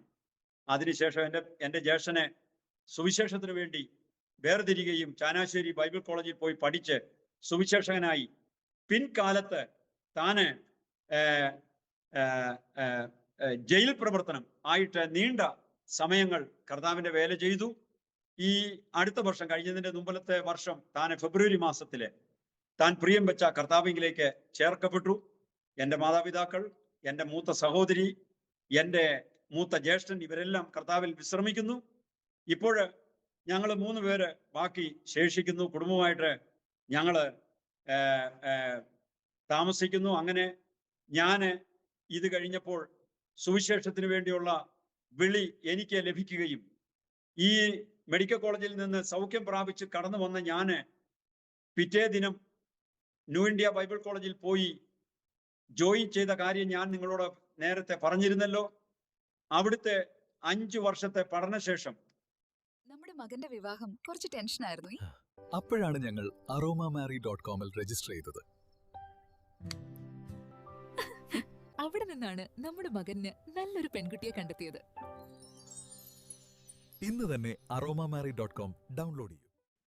എനിക്ക് ആ സമയത്ത് ദൈവവേല, ദൈവിക കാര്യങ്ങൾ ഇതിനെക്കുറിച്ചൊക്കെ മനസ്സിലാക്കാനുള്ളതായ സാഹചര്യം ഉണ്ടായി. സുവിശേഷ വേലയ്ക്ക് വേണ്ടി സമർപ്പിച്ച് ഞാൻ പായിപ്പാട് കടന്നു പോകുമ്പോൾ എനിക്ക് ഇതിനെക്കുറിച്ചൊന്നും അറിവില്ല. ബൈബിൾ കോളേജ്, ബൈബിൾ പഠനം എന്താണ്, എന്തോ വേദപുസ്തകത്തിൽ നിന്നൊക്കെ പഠിപ്പിക്കുന്നു എന്നതിലുപരി ഒരു കാര്യങ്ങളും അറിവില്ലായിരുന്നു. എന്നാൽ അവിടെ ചെന്ന് പല കാര്യങ്ങൾ പഠിക്കുവാനിടയായി. 2 വർഷം കോഴ്സ് ചെയ്തു. അത് കഴിഞ്ഞേച്ച് 3 വർഷത്തെ മറ്റൊരു കോഴ്സ് ചെയ്ത് 90 ഗ്രാജുവേറ്റ് ചെയ്ത് ഇറങ്ങുന്ന സമയത്ത് ഞങ്ങളുടെ കോളേജിൽ അന്നൊരു കീഴ്വഴക്കം ഉണ്ടായിരുന്നു. യമങ് ഗ്രാജുവേറ്റ്സ് ഒരാളെ അവിടുത്തെ സ്റ്റാഫായിട്ട്, ടീച്ചറായിട്ട് എടുക്കുന്ന. പ്രിയപ്പെട്ടവരെ, ഞാൻ പ്രഗത്ഭനൊന്നും അല്ല. എന്നാൽ അന്ന് എനിക്കാണ് ആ വർഷം അവിടെ പഠിപ്പിക്കുന്നതിന് ചാൻസ് കിട്ടിയത്. അപ്പൊ മനസ്സിലാക്കേണ്ട ഒരു കാര്യം എന്നാണെന്ന് ചോദിച്ചാൽ, അവിടെ 1ാം സ്ഥാനം വാങ്ങി ജയിക്കുന്നവർക്കാണ്, അത് ആൺകുട്ടിയോ പെൺകുട്ടിയോ ആരായാലും അവർക്കാണ് അവിടെ ടീച്ചറായിട്ട് അപ്പോയിന്റ്മെന്റ് കിട്ടുന്നത്. 16 പേരുണ്ടായിരുന്ന ഞങ്ങളുടെ ഗ്രൂപ്പിൽ എനിക്ക് 10ഓ 11ാമത്തെയോ സ്ഥാനമായിരുന്നു. എന്നാൽ ആ വർഷം എനിക്കാണ് അതിനുള്ള ഭാഗ്യം ലഭിച്ചത്. എനിക്ക് ഇതുവരെ അറിയാൻ പാടില്ല, സാധാരണയുള്ള കീഴ്വഴക്കം ലംഘിച്ച് എന്തുകൊണ്ട് 11ാമനായ എനിക്ക് അവരെ അപ്പോയിന്റ്മെന്റ് തന്നു എന്ന് ഞാൻ ഇതുവരെ ചോദിച്ചിട്ടുമില്ല, അവരെന്നോട് പറഞ്ഞിട്ടുമില്ല. ഏതായാലും കൊള്ളാം. അതിനുശേഷം നീണ്ട 5-6 വർഷങ്ങൾ സഭാ ചാർജും അവിടുത്തെ മറ്റു പല ചുമതലകളും. ഞങ്ങൾക്ക് അവിടെ ഒരു സ്ഥാപനം ഉണ്ടായിരുന്നു, ബോയ്സ് ഹാവൻ എന്ന് പറഞ്ഞ്. ആ ബോയ്സ് ഹാവനിലെ ചുമതലക്കാരനായി, കോളേജിൽ ചില വിഷയങ്ങൾ മലയാളം മീഡിയത്തിൽ പഠിപ്പിക്കുന്ന അധ്യാപകനായി ഞാൻ 6 വർഷക്കാലം സേവനമനുഷ്ഠിക്കുന്നു. അങ്ങനെ ഇരിക്കുന്ന സമയത്താണ് ഈ അവസരത്തിൽ വടക്കേണ്ടിയിൽ നിന്നുള്ള ദൈവദാസന്മാർ കോളേജിൽ വരാറുണ്ട്. OM ടീം സുവിശേഷത്തിന് വേണ്ടി പലരെ പ്രോത്സാഹിപ്പിക്കുകയും സുവിശേഷത്തിന് വേണ്ടി പലരെ ഉത്സാഹിപ്പിക്കുകയൊക്കെ ചെയ്യുന്ന ഒരു ടീമാണല്ലോ. അവരുടെ വരവും അവരുടെ സന്ദേശങ്ങളും ഒക്കെ നോർത്ത് ഇന്ത്യയിലേക്ക് പോകണം എന്നുള്ളൊരു ചലഞ്ച് എൻ്റെ ഉള്ളിലിട്ടു. ഹിന്ദി ഭാഷ അറിയാൻ പാടില്ലെങ്കിലും ഞാൻ അവരുടെ കയ്യിൽ നിന്നൊരു ഹിന്ദി ബൈബിള് പണം കൊടുത്ത് വാങ്ങി സൂക്ഷിച്ചു. അതിന്നും എൻ്റെ കയ്യിലുണ്ട്. അപ്പം ഇങ്ങനെയൊക്കെയുള്ള പ്രാർത്ഥിച്ചുകൊണ്ടിരുന്നു. എന്നാൽ കോളേജിൽ എനിക്ക് അപ്പോയിന്റ്മെന്റ് കിട്ടിയപ്പോൾ ഈ കാര്യങ്ങളൊക്കെ മറന്ന് അവിടുത്തെ അധ്യാപകനായും ഒപ്പം വെച്ചുച്ചിറയിലെ, റാന്നിക്ക് അപ്പുറത്തെ വെച്ചുച്ചിറയിലെ സഭാ ചാർജിന്റെ ചുമതല എനിക്ക് പഠിച്ചുകൊണ്ടിരുന്ന സമയത്ത് തന്നെ ഉണ്ട്. ആ സമയത്ത് അങ്ങനെ അവിടുത്തെ ശുശ്രൂഷകനായിട്ടും 4-5 സ്ഥലങ്ങളിൽ സേവനമനുഷ്ഠിച്ചുകൊണ്ടിരിക്കുമ്പോൾ 995 ഫെബ്രുവരി മാസം ആദ്യത്തെ ആഴ്ച ഞാനൊരു ദർശനം കാണുകയാണ്. ഇതിനിടയിൽ 90-ൽ എൻ്റെ വിവാഹം കഴിഞ്ഞു, എനിക്കൊരു കുഞ്ഞ് ജനിച്ചു. ഞങ്ങള് ഈ കുഞ്ഞിനോടൊപ്പം ഈ അനാഥ സെമി ഓർഫൻസ് 115 പിള്ളേരോളം ഉണ്ട്. അവരുടെ കൂടെ അവിടെയാണ് വാർഡനായിട്ട് താമസിക്കുന്നത്. താഴെ പിള്ളേരുടെ കൂടെ ആഹാരം കഴിക്കും. മുകളിൽ ഞങ്ങൾക്ക് ഒരു പ്രത്യേക റൂമുണ്ട്. ഞാനവിടെ രാത്രി വിശ്രമിക്കുന്ന സമയത്ത് രാത്രി ദൈവ കർത്താവായ യേശു ക്രിസ്തുവിന്റെ ദർശനം എനിക്ക് ലഭിച്ചു. എന്നോട് പറയുകയാണ്, മോനെ, നിന്റെ ഇവിടുത്തെ ശുശ്രൂഷ തീർന്നിരിക്കുന്നു, ഞാൻ നിന്നെ നേപ്പാളിന് അയക്കും. ഞാൻ നോർത്ത് ഇന്ത്യക്ക് പോകാനാണ് ആഗ്രഹിച്ചിരുന്നത്.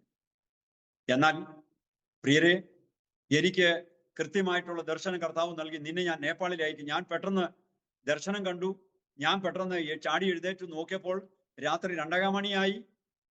തിരിഞ്ഞ് സൈഡിൽ നോക്കിയപ്പോൾ എൻ്റെ ഭാര്യ കുഞ്ഞിനെ കെട്ടിപ്പിടിച്ച് കിടന്നുറങ്ങുന്നു.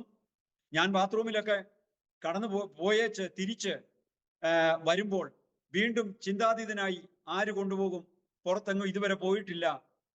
ആകെപ്പാടെ എനിക്കുള്ള പരിചയം രക്ഷിക്കപ്പെടുന്നതിന് മുമ്പ് ആന്ധ്ര വരെ പോയതാണ്. അതുകൂടാതെ മറ്റ് യാതൊരു സ്ഥലത്തും പോയി പരിചയമില്ല. ഭാഷ അറിയാൻ പാടില്ല. അല്പസ്വല്പം മലയാളം നമ്മൾ സംസാരിക്കുന്നു, മലയാളത്തിൽ സുശേഷീകരിക്കുന്നു.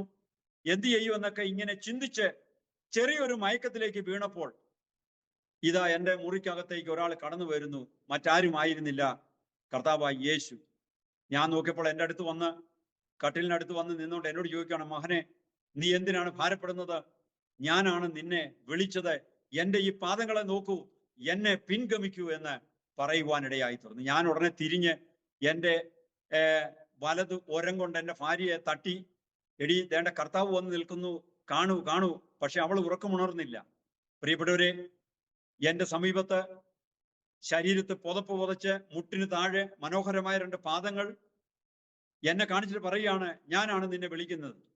ഈ കാര്യം പറയുമ്പോൾ ഇന്നും എൻ്റെ രോമങ്ങൾ എഴുന്നേറ്റ് നിൽക്കും. പ്രിയരെ, ഇവിടെ വന്നു കഴിഞ്ഞുണ്ടായതായ പ്രതിസന്ധികളും കഷ്ടതകളും ഒക്കെ അഭിമുഖീകരിക്കുവാൻ ബലം നൽകിയത് ആ ദർശനമാണ്. ആ ദർശനം ഇന്ന് വരെ ഞങ്ങളെ ഇവിടെ നിലനിർത്തിയിരിക്കുന്നു. ദർശനം കണ്ടു കഴിഞ്ഞപ്പോൾ ഞങ്ങളുടെ അടുത്ത നെക്സ്റ്റ് വീക്കില് ഗ്രാജുവേഷനാണ്. അതിനുള്ള തയ്യാറെടുപ്പും മീറ്റിങ്ങുകളും ഒക്കെ നടക്കുന്നു. അവിചാരിതമായി ആ സമയത്ത് ഞങ്ങളുടെ അവിടുത്തെ ഡയറക്ടർ സാറുമായി കാര്യങ്ങൾ ഞാൻ ഷെയർ ചെയ്തപ്പോൾ എന്നോട് അദ്ദേഹം പറയുകയുണ്ടായി, ജോസെ, ഇതൊരു വലിയ കാര്യമാണ്. ഇത് ദൈവത്താൽ സംഭവിച്ചതാണ്. തയ്യാറായിക്കോളൂ. ഞങ്ങളും നമ്മുടെ ഓർഗനൈസേഷനോടുള്ള ബന്ധത്തിൽ ബീഹാറിൽ ചില പ്രവർത്തനങ്ങൾ തുടങ്ങാൻ വേണ്ടി സഹോദരന്മാരെ ട്രെയിൻ ചെയ്ത് നിർത്തിയിരിക്കുകയാണ്. അതുകൊണ്ട് ലീഡർഷിപ്പ് ലെവലിലുള്ള ഒരാളെ ഞാൻ അന്വേഷിച്ചുകൊണ്ടിരിക്കുകയായിരുന്നു. ഒരു കാര്യം ചെയ്യും, ഈ 4 സഹോദരന്മാരെയും കൊണ്ട് അടുത്ത പിന്നത്തെ മാസം ജോസ് ഇവിടുന്ന് മൂവ് ചെയ്തു. അവിടുന്ന് കർത്താവ് തനിക്ക് ദർശനം തന്നതുപോലെ തന്നെ നേപ്പാൾ അതിന്റെ സമീപ പ്രദേശത്താണ്. അവിടേക്ക് സമയം പോലെ മൂവ് ചെയ്യാം, ഓർഗനൈസേഷൻ അതിനു വേണ്ട കാര്യങ്ങളൊക്കെ ചെയ്യാമെന്ന് പറഞ്ഞ് എന്നെ ഉത്സാഹിപ്പിച്ചു. പ്രിയരെ, ഒരു കാര്യം ഞാൻ മനസ്സിലാക്കി, ഞാൻ ആരെ അയക്കേണ്ടു, ആർ നമുക്ക് വേണ്ടി പോകുമെന്ന് ചോദിക്കുമ്പോൾ സമർപ്പണത്തോടുകൂടെ നമ്മൾ നമ്മെ തന്നെ ഏൽപ്പിക്കുന്നു എങ്കിൽ ബാക്കി കാര്യങ്ങളെല്ലാം ചെയ്യുന്നവൻ. ഞാൻ ഒരുപാട് ചിന്തിച്ചു, ഭാഷ അറിയാൻ മേല, ആര് കൊണ്ടുപോകും? പക്ഷേ എല്ലാം ഓട്ടോമാറ്റിക്കായിട്ട്. ഫെബ്രുവരി ഞങ്ങളുടെ ഗ്രാജുവേഷൻ കഴിഞ്ഞു. മെയ് മാസത്തിലെ 4 സഹോദരന്മാരെയും ഞങ്ങളുടെ ഡയറക്ടർ സാറ്, ഞാനും മറ്റൊരു ദൈവവൃത്യനും, ഞങ്ങൾ 7 പേര് തിരുവല്ല റെയിൽവേ സ്റ്റേഷനിൽ നിന്ന് ഗോഹട്ടി വണ്ടിയിൽ കയറി 3-ാം പൊക്കം ഇവിടുത്തെ ബീഹാറിലെ നോർത്ത് ഈസ്റ്റ് സ്റ്റേഷൻ ആയിരിക്കുന്ന കിഷൻഗഞ്ചിൽ വന്ന് ഇറങ്ങി. ഞങ്ങൾ അങ്ങനെ ബീഹാറിൽ എത്തുവാനിടയായി. ഒരാഴ്ച ഇവിടെ താമസിച്ചു.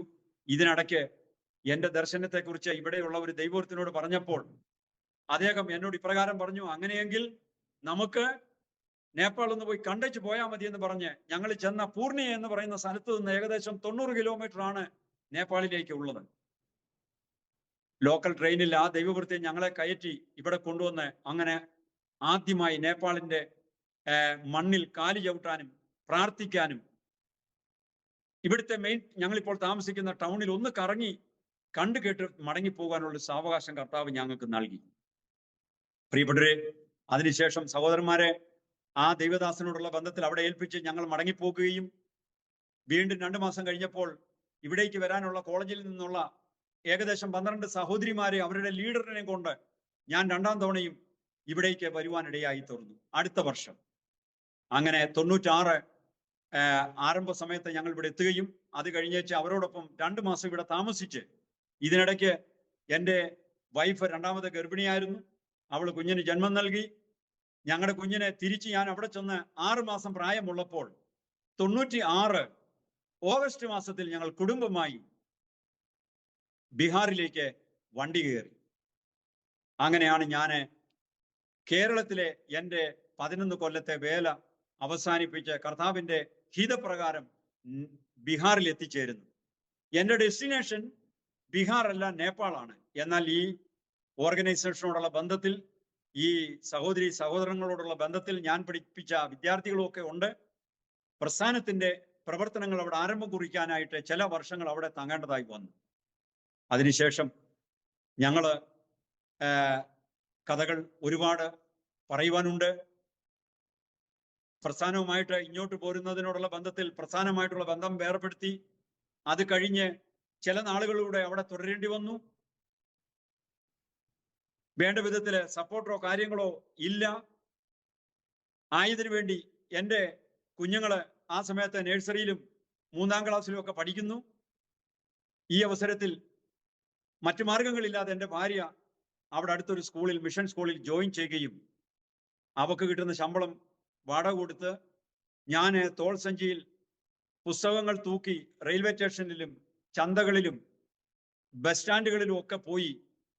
ഭാഷ കാര്യമായിട്ട് അറിയാൻ മേല, ഞാൻ അത്ര സമർത്ഥനല്ലാത്ത ഒരു വ്യക്തി ആയിരുന്നത് കൊണ്ട് ഭാഷ പഠിക്കാൻ ചില വർഷങ്ങൾ തന്നെ എടുത്തു. ഇതിനകം എൻ്റെ ഭാര്യ ഹിന്ദി ഭാഷ നല്ലപോലെ സംസാരിക്കാൻ പഠിച്ചു. ഞാൻ ഈ പുസ്തകവുമായി കടന്നു ചെന്ന് ദോ കിതാബ് ഏക് റുപ്യ എന്ന് ഉച്ചരിച്ച് ട്രെയിനിലും ബസ്സിലും ഒക്കെ വിറ്റ്, പ്രിയരെ, 1, 2 അല്ല 4.5 കൊല്ലം എൻ്റെ കുഞ്ഞുങ്ങൾക്ക് അരി മേടിക്കുവാൻ, പച്ചക്കറി മേടിക്കുവാൻ സുവിശേഷ പ്രതികൾ വിറ്റാണ് ഞങ്ങളിവിടെ 4.5 വർഷം കഴിഞ്ഞുകൂടി. സപ്പോർട്ടോ കാര്യങ്ങളോ ഒന്നുമില്ല, അതിനുള്ള സാഹചര്യങ്ങളില്ല.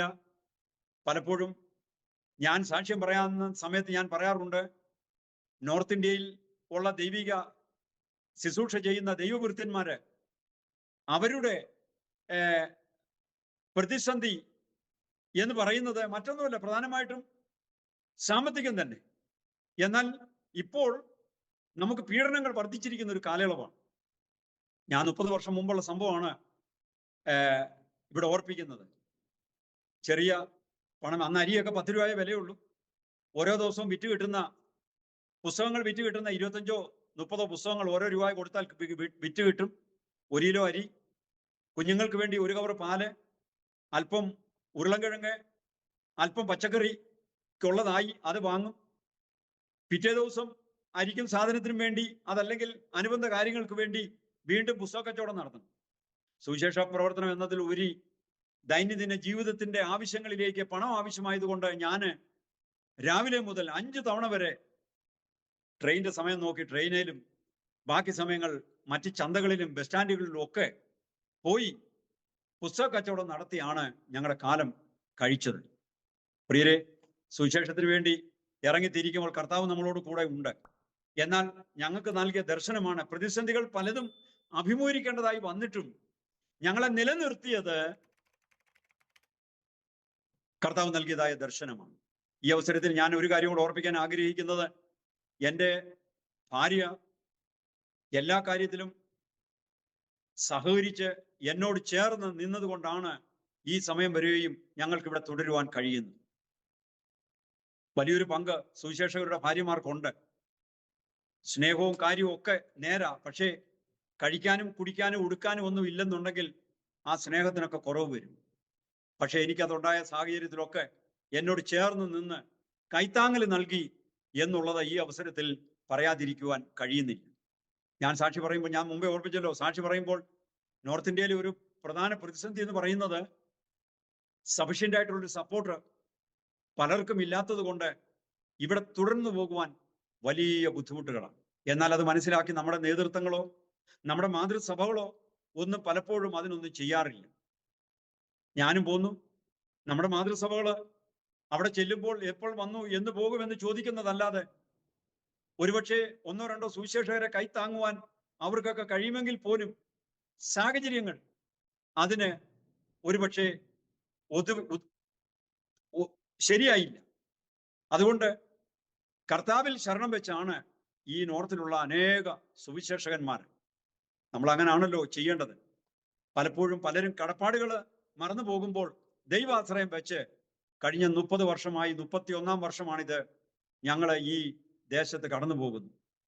ഏതായാലും കൊള്ളാം, നമ്മുടെ ഡെസ്റ്റിനേഷൻ നേപ്പാൾ ആയതുകൊണ്ട് ചില നാളുകൾ അവിടെ കണ്ടിന്യൂ ചെയ്തു. അത് കഴിഞ്ഞ് എൻ്റെ ഭാര്യ ജോലി രാജിവെക്കുകയും പിന്നീട് ഞങ്ങൾക്ക് വചനത്തിലൂടെയും അതുപോലെ ചില ദൈവവൃത്തന്മാരിലൂടെ ഒക്കെ നമ്മുടെ ഡെസ്റ്റിനേഷൻ നേപ്പാളാണ്, ഇവിടെ കറങ്ങുന്നത് എന്ത് എന്നുള്ളൊരു ചോദ്യവും ധ്വനിയും ഒക്കെ വന്നതുകൊണ്ട് ഇങ്ങോട്ട് പോരാൻ ആഗ്രഹം ഉണ്ടായിരുന്നു. എന്നാലും സപ്പോർട്ട് ചെയ്യാനോ അയക്കാനോ സഹായഹസ്തം നീട്ടാനോ ആരും ഇല്ലാഞ്ഞതുകൊണ്ട് പലപ്പോഴും അതിന് കഴിഞ്ഞില്ല.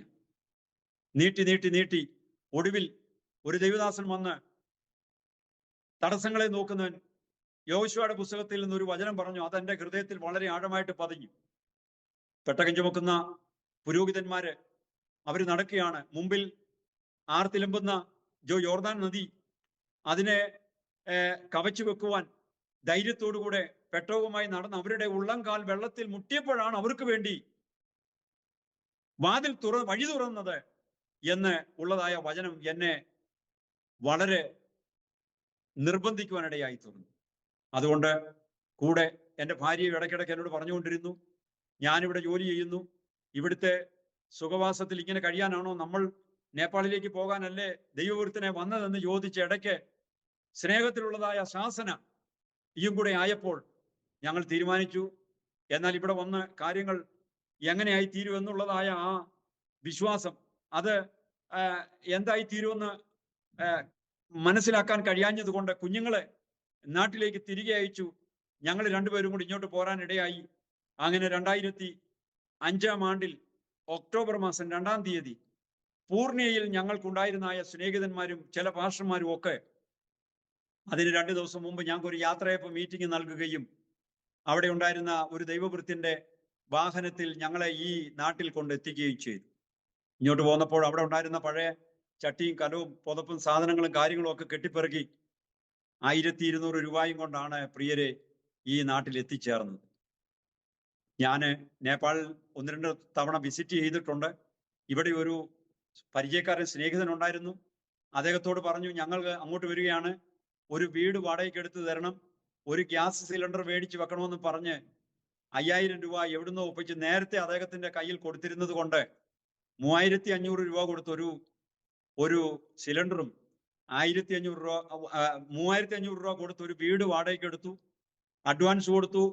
ബാക്കി 1500 രൂപയ്ക്ക് ഒരു സിലിണ്ടറും വാങ്ങി അദ്ദേഹം ഞങ്ങൾക്ക് തന്നു. ഞങ്ങൾ വരുന്നതനുസരിച്ച് ബോർഡറിൽ വന്ന് അദ്ദേഹം ഞങ്ങളെ സ്വീകരിക്കുകയും എടുത്തിട്ടിരുന്ന വീട്ടിൽ കൊണ്ടാക്കി അദ്ദേഹം സ്ഥലം വിട്ടു. പിന്നീട് ഒരാഴ്ച 10 ദിവസം കഴിഞ്ഞാണ് അദ്ദേഹത്തെ കാണുന്നത്.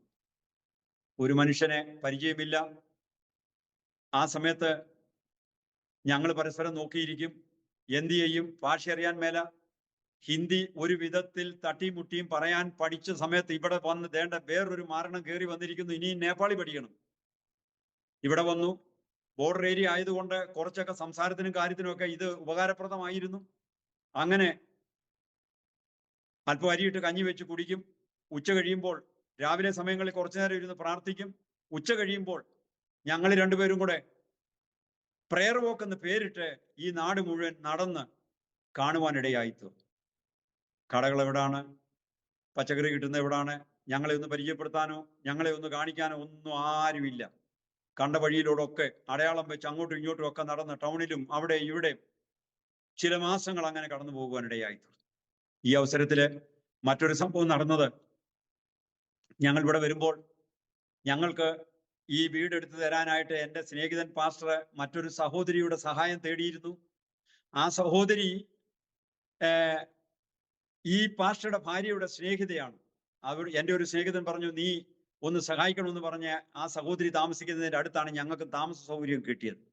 ഞങ്ങൾ വന്നു കഴിഞ്ഞ് കാര്യങ്ങളൊക്കെ മനസ്സിലാക്കിയപ്പോൾ അവൾ ഞങ്ങളോടടുത്ത് പറഞ്ഞു, ഞാനൊരു ദർശനം കണ്ടു. ഞാൻ കഴിഞ്ഞ 40 ദിവസമായിട്ട് ഉപവാസമായിരുന്നു. വൈകുന്നേരം ഭക്ഷണം കഴിച്ച് എനിക്കൊരു ചെറിയ ജോലിയുണ്ട്, 1500 രൂപ ശമ്പളം കിട്ടും. അവൾ വിധവയാണ്, ഒരു കുഞ്ഞുണ്ട്, അവിടെ മാതാവ് കൂടുണ്ട്.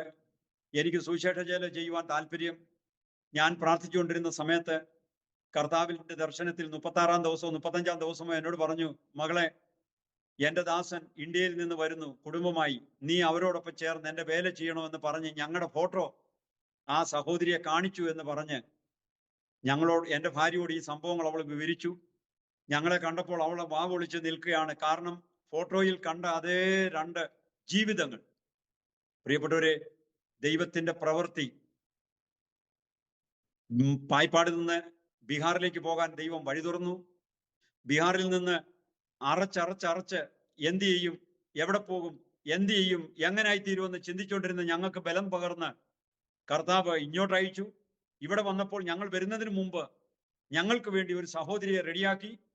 അവള് സുവിശേഷ വേലയ്ക്ക് വേണ്ടി താല്പര്യപ്പെട്ട് തന്നെത്താൻ പോയി 1 വർഷത്തെ ട്രെയിനിങ് ഒക്കെ എടുത്ത് സഹായിക്കാൻ ആരുമില്ലാതെ നിൽക്കുന്ന സമയത്താണ് ഞങ്ങൾ വന്നത്. അങ്ങനെ കാര്യങ്ങൾ മനസ്സിലാക്കി അവളെ ഞങ്ങളുടെ കൂടെ കൂട്ടി. എൻ്റെ ഭാര്യയും അവളും കൂടെ ആണ് ഇവിടുത്തെ പ്രാരംഭ പ്രവൃത്തി തുടങ്ങുന്നത്. ഉണ്ടായിരുന്ന ജോലി അവൾക്ക് നഷ്ടപ്പെട്ടതല്ല, അതൊരു പ്രത്യേക കാലയളവ് വരെ ഉള്ളായിരുന്നു, അത് തീർന്നു. അത് കഴിഞ്ഞപ്പോൾ എനിക്കും വേണ്ട വിധത്തിലുള്ള വരുമാനങ്ങളൊന്നും ഇല്ലെങ്കിലും ഞാൻ അവൾക്ക് വാഗ്ദാനം ചെയ്തു, 1500 രൂപയല്ലേ നിനക്ക് ശമ്പളം കിട്ടിക്കൊണ്ടിരുന്ന, അത് ഞാൻ തന്നോളാം എന്ന് പറഞ്ഞ് അങ്ങനെ എൻ്റെ ഭാര്യ, ആ സഹോദരി, അവൾക്ക് നേപ്പാളി അറിയാം, ഹിന്ദി അറിയാം, ഇവര് രണ്ടുപേരും കൂടെ ഭവന സന്ദർശനം നടത്തി. അങ്ങനെയാണ് ഞങ്ങളുടെ പ്രവർത്തനത്തിന് ആരംഭം കുറിച്ചത്. പ്രിയപ്പെട്ടവരെ, ആദ്യത്തെ 4-5 മാസങ്ങളിലെ ഇവൾ ജോലിക്ക് പോകുന്നത് കൊണ്ട് ഞങ്ങൾ പ്രേയർ വോക്കും അനുബന്ധ കാര്യങ്ങളും മാത്രമേ ഉണ്ടായിരുന്നുള്ളൂ. എന്നാൽ അത് കഴിഞ്ഞപ്പോൾ ഇവൾ ഞങ്ങളോടൊപ്പം ജോയിൻ ചെയ്യുകയും അങ്ങനെ ഞങ്ങൾ ഇവിടുത്തെ പ്രവർത്തനത്തിന് ആരംഭം കുറിക്കുകയും ചെയ്തു. ചെറുതായിട്ട് ഇവർ നടത്തിക്കൊണ്ടിരുന്ന ഭവന സന്ദർശനം മുഖാന്തരം ചിലർ താല്പര്യപ്പെടുകയും ഞങ്ങൾ അടുത്ത് മറ്റൊരു വീട് വാടകയ്ക്കെടുത്ത് ആ വീട്ടിൽ ഒരു പ്രാർത്ഥനാ സഭ ആരംഭിച്ചു. അതിനകത്ത് ഇതിനിടയ്ക്ക് ഞങ്ങൾ ഇവിടെ വന്ന് ഏകാന്തത അനുഭവിച്ച് ബുദ്ധിമുട്ടിയത് കൊണ്ട് നാട്ടിൽ പോയി മകനെ നാട്ടിൽ നിന്ന് ഇവിടേക്ക് വീണ്ടും കൊണ്ടുവരികയും ഈ നാട്ടിൽ പോയ അവസരത്തിൽ ഞങ്ങൾ രണ്ടുപേരും ഒരു ബൈക്ക് ആക്സിഡന്റിൽ പെട്ട് മരണാസ്ഥരായി. 9 കുത്തിക്കെട്ട് എൻ്റെ ഭാര്യയുടെ തലയില്. ഞാൻ അബോധാവസ്ഥയിൽ കോഴഞ്ചേരിയിൽ നിന്ന് റാന്നിക്ക് പോണ വഴിയിൽ അപകടത്തിൽപ്പെട്ട് കിടന്നു. ആരൊക്കെയോ വലിച്ച് മുത്തൂറ്റ് ആശുപത്രിയിൽ കൊണ്ടുവന്ന് ഞങ്ങള് നേപ്പാളിൽ വന്ന് കാര്യങ്ങളെല്ലാം ക്രമീകരിച്ചു മകനെ കൊണ്ടുവരാൻ വേണ്ടി പോയ പോക്കിലാണ് ഈ സംഭവങ്ങളൊക്കെ ഉണ്ടായത്. ഏതായാലും കൊള്ളാം, അവിടെയും ദൈവം ഞങ്ങളെ വിടുവിച്ചു. മകനുമായി തിരികെ വന്നു. അങ്ങനെ ഞങ്ങളുടെ മകനും 4ാം ക്ലാസ്സിൽ പഠിക്കുമ്പോൾ അവനും ഈ സഹോദരി അവളുടെ കുഞ്ഞും ഞങ്ങള് ആരംഭമായിട്ട് സഭയുടെ പ്രവർത്തനം രാവിലെ 8 മണി മുതൽ 9 മണി വരെ 1 അവർ, 1 മണിക്കൂർ മാത്രം ഇവിടുത്തെ സഭാരാധന തുടങ്ങി. ബാക്കിയുള്ള സമയങ്ങളിൽ ഇവര് നടത്തുന്ന ഭവന സന്ദർശനത്തിൽ പരിചയപ്പെട്ട ചിലര് എന്താണെന്ന് അറിയാൻ കേൾക്കാനും കാണാനുമായി 1-2 മാതാപിതാക്കള് ഞങ്ങളോടൊപ്പം കൂടി. ഏതായാലും അതങ്ങനെ രൂപം കൊണ്ട ആ ആരാധന ആദ്യത്തെ കൂടിവരവിൽ 5-6 പേര് വിശ്വസിച്ച് സ്നാനം ഏൽക്കുന്നതിന് റെഡിയായി. ആ ക്രമീകരണങ്ങളൊക്കെ ഞങ്ങൾ ചെയ്തു. അങ്ങനെ ആദ്യത്തെ സ്നാനം 5 സഹോദരിമാരായിരുന്നു. അവരെ സമീപ പ്രദേശത്തുള്ള ഒരു പുഴയിൽ ഞങ്ങൾ കൊണ്ടുവന്ന് സ്നാനപ്പെടുത്തി. അത് കഴിഞ്ഞേച്ച് 10-20 പേര് ഞങ്ങൾക്ക് യോഗത്തിന് കൂടി വരാനുണ്ടായി. ഞങ്ങൾ ഇരിക്കുന്ന മുറി ഞങ്ങൾക്ക് തികയാതെ വന്നപ്പോൾ ഈ അവസരത്തിൽ ഞങ്ങൾ താമസിക്കുന്ന വീടിന്റെ ഉടമയോട് പറഞ്ഞ മുകളിൽ ചെറിയൊരു ഷെഡ് പോലെ കെട്ടി ടിൻഷീറ്റ് ഇട്ട് ഒരു 75-80 പേർക്ക് ഇരിക്കാൻ പരുവത്തിലെ ഒരു ക്രമീകരണം ചെയ്ത് ഞങ്ങളുടെ ആരാധന അവിടെ നടത്തുവാനിടയായി. പ്രിയരെ, ഈ അവസരത്തിൽ പറഞ്ഞു പോകുമ്പോൾ വന്നു സഭ സ്ഥാപിച്ചു, കാര്യങ്ങളൊക്കെ നേരാണ്. എന്നാൽ അതിനുണ്ടായതായ നോവും അതിനുണ്ടായതായ പരിശ്രമങ്ങളും ഒക്കെ വളരെയാണ്. ഇവിടെ വന്ന് ഞാൻ പറഞ്ഞല്ലോ, സാമ്പത്തികത്തിന്റെ വിഷയം ഞങ്ങളെ ഇവിടെ അലട്ടി. ഒരു ദിവസം കഞ്ഞിയും കറിയൊക്കെ വെച്ച് കുടിച്ചു. എന്നോടെന്നും പറയും, അരി തീർന്നു. എനിക്ക് 10,000-3000 രൂപ ആരോ വഴി കിട്ടുമായിരുന്നു. അത് മറ്റു കുഴപ്പങ്ങൾ ഉണ്ടാക്കാതിരിക്കാൻ ആ പണം ഞാൻ ആദ്യം ചെയ്യുന്നത് കൊണ്ടുവന്ന് വാടക കൊടുക്കും. അത് കഴിഞ്ഞേച്ച് 15 കിലോ അരി, ഞങ്ങൾക്ക് 2 പേർക്ക് അത് മതി 1 മാസം ഓടാനായിട്ട്. അത് മേടിച്ചു വെക്കും. കറിയില്ലേലും മുളകോ ചമ്മന്തിയോ ഒക്കെ കൂട്ടി കഴിക്കാമെന്നുള്ള ചിന്തയിൽ അങ്ങനെ ആയിരുന്നു പോയിക്കൊണ്ടിരുന്നത്. എന്നാൽ 1 മാസത്തിൽ എന്ത് പറ്റിയെന്ന് ചോദിച്ചാല് അരി മേടിക്കാനുള്ള മാർഗമില്ല. 22 ദിവസങ്ങൾ അരിയുണ്ട്, വീട്ടിൽ മറ്റൊരു സാധനങ്ങളുമില്ല. രാവിലെയും വൈകിട്ട് ഉച്ചയ്ക്കും, രാവിലെ പഴങ്കഞ്ഞി, ഉച്ചയ്ക്ക് ചോറ്, വൈകിട്ട് കഞ്ഞി അല്ലെങ്കിൽ ചോറ്. ഒരു ഉരുളൻകിഴങ്ങ്, എനിക്ക് തോന്നുന്നു അന്ന് 4 രൂപ 5 രൂപയ്ക്ക് ഉരുളൻകിഴങ്ങ് കിട്ടുമായിരുന്നു. അതുപോലും മേടിക്കാനുള്ള മാർഗമില്ലാതെ 5 പൈസ കയ്യിലില്ലാതെ നട്ടം തിരിഞ്ഞതായ സമയം. 1-ാം ദിവസം 2-ാം ദിവസം മോന് സ്കൂളിൽ പോകും. അവന് ഇവള് മഞ്ഞപ്പൊടി ശകലം ഈ ചോറിനകത്ത് ഇട്ട് കൊടുക്കുന്നത് കൊണ്ട് ഒരു കടുകൊക്കെ പൊട്ടിച്ച് കൊടുക്കുമ്പോൾ ബിരിയാണിയാണെന്ന് പറഞ്ഞ് അവനത് കഴിക്കും. അവനെ 3 നേരവും ബിരിയാണി കഴിക്കും. എൻ്റെ ഒരൊറ്റ പ്രാർത്ഥന, കർത്താവേ, ഞങ്ങളുടെ ദുഃഖം, ഞങ്ങളുടെ സങ്കടം മറ്റാരും അറിയരുത്. ഒരു വിരുന്നുകാരോ ആരും ഈ വീട്ടിലോട്ട് വരരുത്. കാരണം 1 ഗ്ലാസ് വെള്ളം കൊടുക്കാൻ ഞങ്ങളുടെ വീട്ടിലില്ല, പച്ചവെള്ളമല്ലാതെ. അതുകൊണ്ട് ഞങ്ങളുടെ ഈ കഠിനത മറ്റാരും അറിയണ്ട. കർത്താവെ, അവിടുന്ന് അറിഞ്ഞാൽ മതി എന്ന് പ്രാർത്ഥിച്ച് മുന്നോട്ട് പോകുമ്പോൾ പൂനായിൽ ഉള്ളൊരു ദൈവവൃത്യൻ, പൂർണ്യ ബീഹാറിലായിരിക്കുന്ന സമയത്ത് ഞാൻ അദ്ദേഹത്തെ കണ്ടിട്ടുണ്ട്. അദ്ദേഹം ഇവിടെ എൻ്റെ സ്നേഹിതനാന്ന് പറഞ്ഞ പാസ്റ്ററും ഒക്കെ ആയിട്ട് അവർക്ക് വളരെ കമ്പനി ആയിരുന്നത് കൊണ്ട് ഇവർ വെച്ചൊരു സെമിനാറിൽ പ്രസംഗിക്കാൻ അദ്ദേഹം ഇവിടെ വന്നപ്പോൾ ഞാൻ നേപ്പാളിലേക്ക് പ്രവേശിച്ചിട്ടുണ്ടെന്ന് അറിഞ്ഞ് യോഗ സ്ഥലത്ത് എന്നെക്കുറിച്ച് അന്വേഷിച്ചു. എനിക്കും ആ യോഗത്തിന് ക്ഷണമുണ്ടായിരുന്നു. എന്നാൽ 25 രൂപ വെച്ച് 2 പേർക്ക് രജിസ്ട്രേഷൻ ഫീസ് കൊടുക്കേണ്ടത് ഉണ്ടായിരുന്നത് കൊണ്ട് അതില്ലായിരുന്നു. ഞാൻ യോഗത്തിൽ സംബന്ധിച്ചു. 3 ദിവസം ഞങ്ങൾക്ക് വേണേ സുരക്ഷിതമായിട്ട് അവിടുന്ന് ആഹാരം കഴിക്കാമായിരുന്നു. എന്നാൽ രജിസ്ട്രേഷൻ ചെയ്യാഞ്ഞത് കൊണ്ട് അവിടുന്ന് ആഹാരം കഴിക്കാൻ മനസാക്ഷി അനുവദിച്ചില്ല. ഞാൻ എല്ലാവരും ഭക്ഷണം കഴിക്കാൻ കയറിയപ്പോൾ ഞാൻ തിരിച്ചു പോന്നു. ഞങ്ങൾ 2 പേരും. അന്നേരം ഈ പൂനായിൽ നിന്ന് വന്ന ദൈവവൃത്തിനെ കണ്ട് എന്നോട് പറഞ്ഞു, ജോസെ, ഞാൻ വീട്ടിലോട്ടൊന്ന് വരുന്നുണ്ട്. ഞാൻ പറഞ്ഞു, അച്ചായ സ്വാഗതം. ഞങ്ങൾ അതുകൊണ്ട് ഈ വീട്ടിലോട്ട് പോന്നു. അദ്ദേഹം ഉച്ചയൂണ് കഴിഞ്ഞേച്ച് ആ പാർശ്വം കൂട്ടി എൻ്റെ വീട്ടിൽ വന്നു. എങ്ങനെയോ ഒരു നാരങ്ങാവെള്ളം ഒപ്പിച്ച് അദ്ദേഹത്തിന് കൊടുത്തു. അല്ലാതൊന്നും ഒന്നും എൻ്റെ വീട്ടിലില്ല. എന്നിട്ട് ഞാൻ ധൈര്യത്തോടുകൂടെ അങ്ങ് പറഞ്ഞു, അച്ഛാ ചോറുണ്ണാമെന്ന് പറഞ്ഞു. ചുമ്മാ പറഞ്ഞതാ. ഉണ്ണാമെന്ന് പറഞ്ഞാൽ എൻ്റെ വീട്ടിൽ ഒന്നുമില്ല. അദ്ദേഹം പറഞ്ഞു, വേണ്ട മോനെ, ഞങ്ങൾ ഉണ്ടേച്ചാ വന്നേ എന്ന് പറഞ്ഞ് ആ കാര്യം അവസാനിച്ചു. ഏതായാലും കൊള്ളാം. പ്രിയരെ, എൻ്റെ 22ാമത്തെ ദിവസത്തെ പട്ടിണി അദ്ദേഹം അന്ന് 1000-ന്റെ നോട്ടുണ്ട്. 1000-ന്റെ ഒരു നോട്ട് ഇന്ത്യൻ മണി എൻ്റെ കയ്യിൽ തന്നു. അദ്ദേഹം വഴി പറഞ്ഞ് ഇറങ്ങി പെട്ടെന്ന് പോയി. അദ്ദേഹം തെക്കോട്ട് പോയി, ഞാൻ വടക്കോട്ട് പെട്ടെന്ന് സൈക്കിൾ ഇറങ്ങി എടുത്ത് ഈ 1000 രൂപയും കൊണ്ട് പോയി വേണ്ട അരി, സാധന സാമഗ്രികളെ, ഒരു കട്ടൻ കാപ്പി പോലും കുടിക്കാൻ, ചിലയിടത്തൊക്കെ ചെല്ലുമ്പോൾ നമുക്കറിയാലോ, ചായ വേണോ എന്ന് ചോദിച്ചു. ഒരു ചായ കുടിക്കാൻ പോലും മോഹം ഉണ്ടായിരുന്നതായ ദിനങ്ങളായിരുന്നു കഴിഞ്ഞു പോയി. ഞങ്ങളുടെ 22 ദിവസത്തെ പ്രതിസന്ധി അന്നാണ് തീരുന്നത്. കർത്താവ് ഒറ്റ വാക്കിൽ പറഞ്ഞ് ഞാൻ അവിടെ അവസാനിപ്പിക്കട്ടെ. പ്രിയരെ, ഞാൻ വിശ്വാസം പ്രസംഗിക്കുന്നവനായിരുന്നു നാട്ടിൽ വെച്ച്. എന്നാൽ ഇവിടെ വന്ന് വിശ്വാസ ജീവിതം എങ്ങനെയാണെന്ന് കർത്താവിനെ പഠിപ്പിച്ചു. ഇന്നും അതിന് മാറ്റമൊന്നുമില്ല. ഇന്നും മറ്റൊരു ദിവസം നടന്ന സംഭവം ഞാൻ പറഞ്ഞല്ലോ, അരി തീർന്നു എന്ന് ഇവിടെ പറയും. ഇതുപോലെ ഉച്ചയ്ക്ക് ചോറുണ്ടു. അത് കഴിഞ്ഞേച്ച് മോൻ 4 മണിക്ക് പള്ളിക്കൂടത്തിൽ നിന്ന് വരും. ഞങ്ങൾക്ക് ഒരു പ്രത്യേക ക്ഷണം കിട്ടി ഒരു വീട്ടിൽ പോകാനായിട്ട്. അപ്പം ഞങ്ങളുടെ ഒരു വിശ്വാസി സഹോദരിയുടെ കൂടെ ജോലി ചെയ്യുന്ന ആ സഹോദരി, ഈ സഹോദരിയുടെ പാട്ടും പ്രാർത്ഥനകളും ഒക്കെ കേട്ട് നിങ്ങളുടെ പാസ്റ്ററെ വിളിച്ച് എൻ്റെ വീട്ടിൽ കൊണ്ടുവന്ന് പ്രാർത്ഥിപ്പിക്കണമെന്ന് പറഞ്ഞതനുസരിച്ച് ഒരു അവധി ദിവസം ഞങ്ങളെയും കൂട്ടിക്കൊണ്ട് 3 മണി നേരത്തെ അപ്പം വൈകിട്ടത്തേക്ക് ഞങ്ങൾക്ക് ആഹാരത്തിന് യാതൊരു മാർഗവും ഇല്ല. ഉച്ചക്കത്തെ ചോറ് ഞങ്ങൾ ഉണ്ടു. മോന് 4 മണിക്ക് വരുമ്പോൾ കഴിക്കാനായിട്ട് പാത്രത്തിൽ വിളമ്പി വെച്ചു. താക്കോല് പെരയുടെ സൈഡിൽ വെച്ച് അവനറിയാം. ഞങ്ങൾ സുവിശേഷത്തിന് വേണ്ടി ഇറങ്ങി. ഒരു വീട്ടിൽ ചെന്നു. ഏകദേശം 3.5 മണിക്കൂർ അവിടെ വീട്ടിലിരുന്നു. ചെന്നപ്പോഴത്തേക്കിന് കാര്യങ്ങളൊക്കെ പറഞ്ഞു. അറിയാവുന്ന പോലെ ഹിന്ദിയിൽ ഞങ്ങൾ സംസാരിച്ചു, പാട്ട് പാടി കേൾപ്പിച്ചു. അവർക്ക് സന്തോഷം, അവർ പ്രാർത്ഥിച്ചു. ഇതിനിടയ്ക്ക് അവർക്ക് ഞങ്ങള് നാസ്ത പാനി ഞങ്ങൾക്ക് ഉണ്ടാക്കി തന്നു. ഇവിടുത്തെ നൂഡിൽസ് ആണ്, അത് തിളപ്പിച്ച് കട്ടൻ ചായ ഒക്കെ ഇട്ട് ഞങ്ങൾക്ക് തന്നു. പോരാൻ നേരത്ത് എൻ്റെ മനസ്സിലെ ചിന്ത, കർത്താവേ, വൈകിട്ട് ഞങ്ങൾക്ക് ആഹാരത്തിന് മാർഗമില്ല. സംഭവിച്ചത് എന്താണെന്ന് അറിയാമോ? ദൈവം സകലതും അറിയുന്നു. ആ സഹോദരി പള്ളി വന്നിട്ടില്ല, പാസ്റ്ററെ അറിയാൻ മേല, ദശാംശം അറിയാൻ മേല, സ്വോത്രകാഴ്ച അറിയാൻ മേല. എങ്കിലും ആ സഹോദരി ഞങ്ങളോട് ചോദിക്കുകയാണ്, മടിച്ച് ഞാൻ ഒരു ചാക്ക് അരി മേടിച്ചു, അല്പം അരി നിങ്ങൾക്ക് തന്നാൽ നിങ്ങൾ കൊണ്ടുപോകുമോ? പ്രിയരെ, ഞാൻ അന്നേരം മനസ്സിൽ പറഞ്ഞു, എൻ്റെ പൊന്നു സഹോദരി, എന്തിനാണ് പകുതിയാക്കുന്നത്? ആ ചാക്ക് എൻ്റെ തലയിലോട്ട് പിടിച്ചു തന്നേരെ. ഞാൻ മനസ്സിൽ പറഞ്ഞു, ഞാൻ ഇത് കൊണ്ടുപോയിക്കോളാം. ഏതായാലും കൊള്ളാം. 5, 6, 7 കിലോയിൽ കുറയാതെ ഒരു സഞ്ചിയിൽ അദ്ദേഹം അരി വാരി ഇട്ടു. അതിൻ്റെ മുകളില് ഏകദേശം 3.5 കിലോയുള്ള ഒരു കാബേജ്, 100 രൂപ. ഓർത്തോണം, ഞങ്ങൾക്ക് ഇവിടെ കൂട്ടായ്മയുണ്ട്. ഞങ്ങൾ സ്വോത്രാഴ്ച ഒന്നും എടുക്കാൻ തുടങ്ങിയിട്ടില്ല. 1 മണിക്കൂർ മാത്രം സുവിശേഷങ്ങളിൽ നിന്ന് ഒരു ചെറിയ സംഭവമോ കഥയോ പറഞ്ഞ് രോഗികൾക്ക് വേണ്ടി പ്രാർത്ഥിച്ച് നിർത്തുന്ന സ്വഭാവമായിരുന്നു. അതുകൊണ്ട് സ്വോത്രാഴ്ച ഒന്നുമില്ല.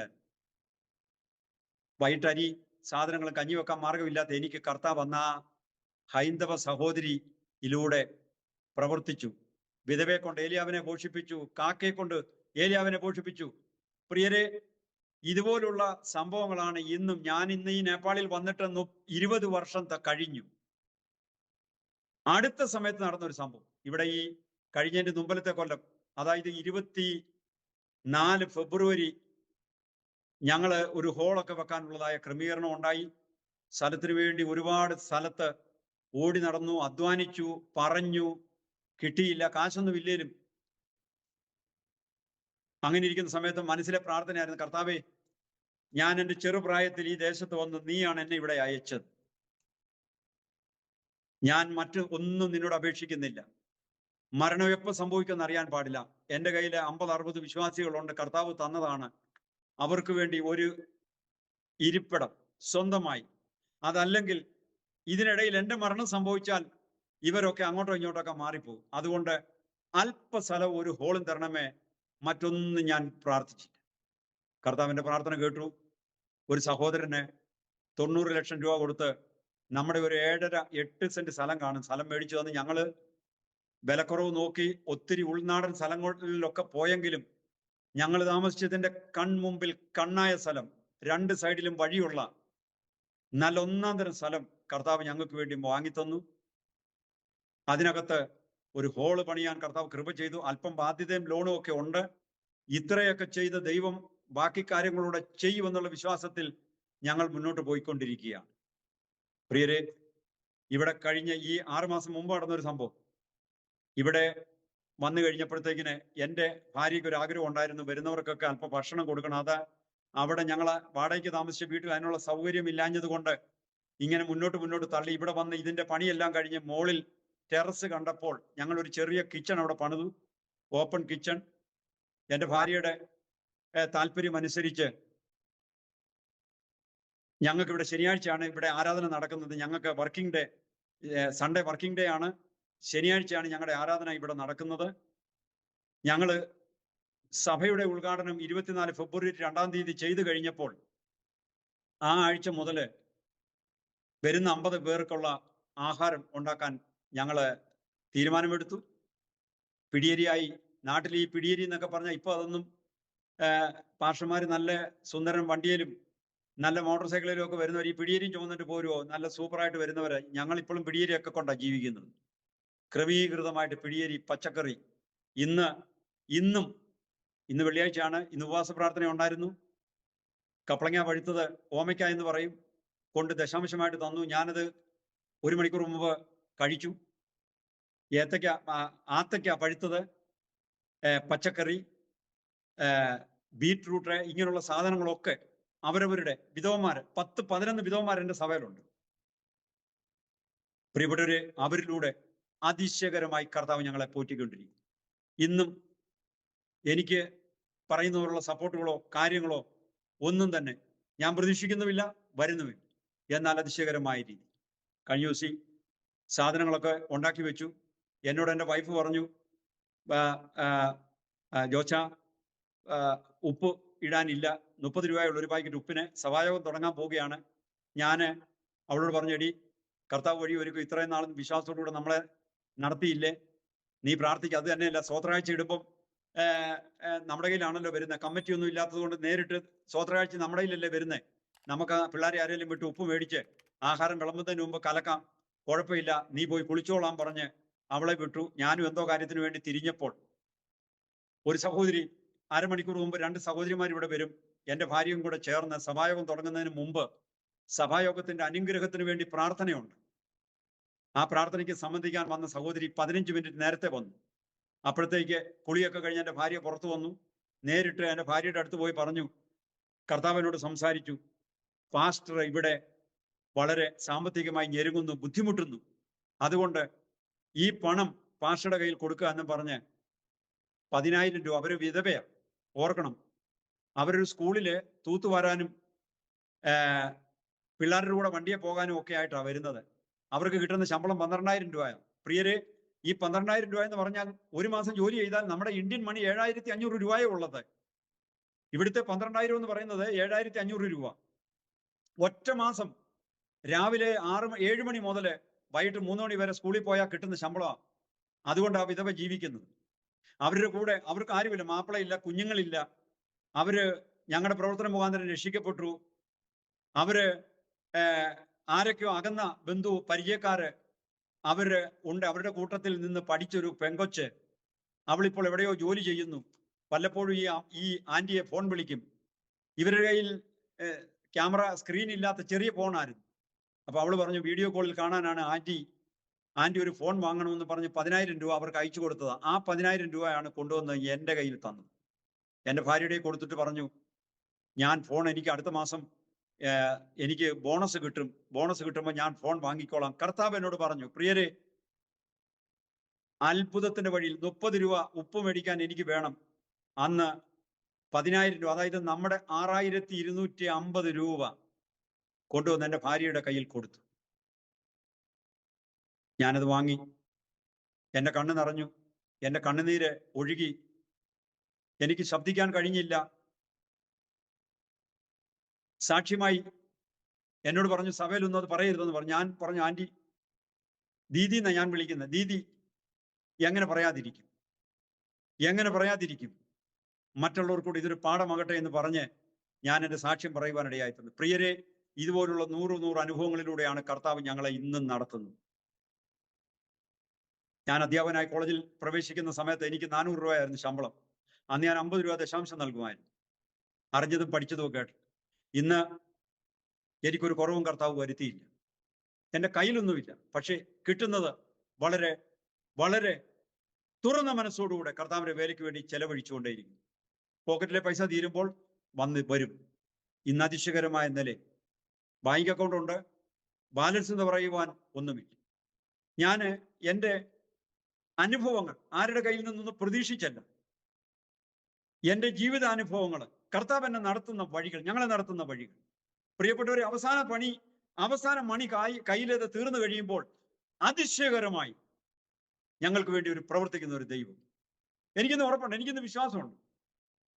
5 പൈസ സമ്പാദ്യമോ കരുതി വെക്കുകയോ എൻ്റെ കുഞ്ഞുങ്ങളുടെ കാര്യങ്ങളൊക്കെ കർത്താവ് അത്ഭുതകരമായി നടത്തി.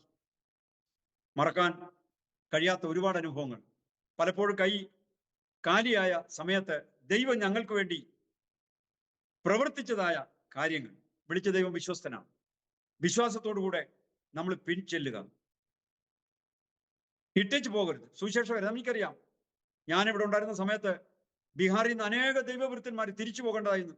അവരുടെ കുഴപ്പമാണ്. ആദ്യമൊക്കെ ഞാൻ അവരെ പ്രോത്സാഹിപ്പിച്ചു. എന്ന് പറഞ്ഞാല് നിൽക്കാൻ, പിടിച്ചു നിർത്തുവാൻ എൻ്റെ കയ്യിലും ഒന്നുമില്ല, ഞാൻ എന്ത് കൊടുത്ത് സഹായിക്കും.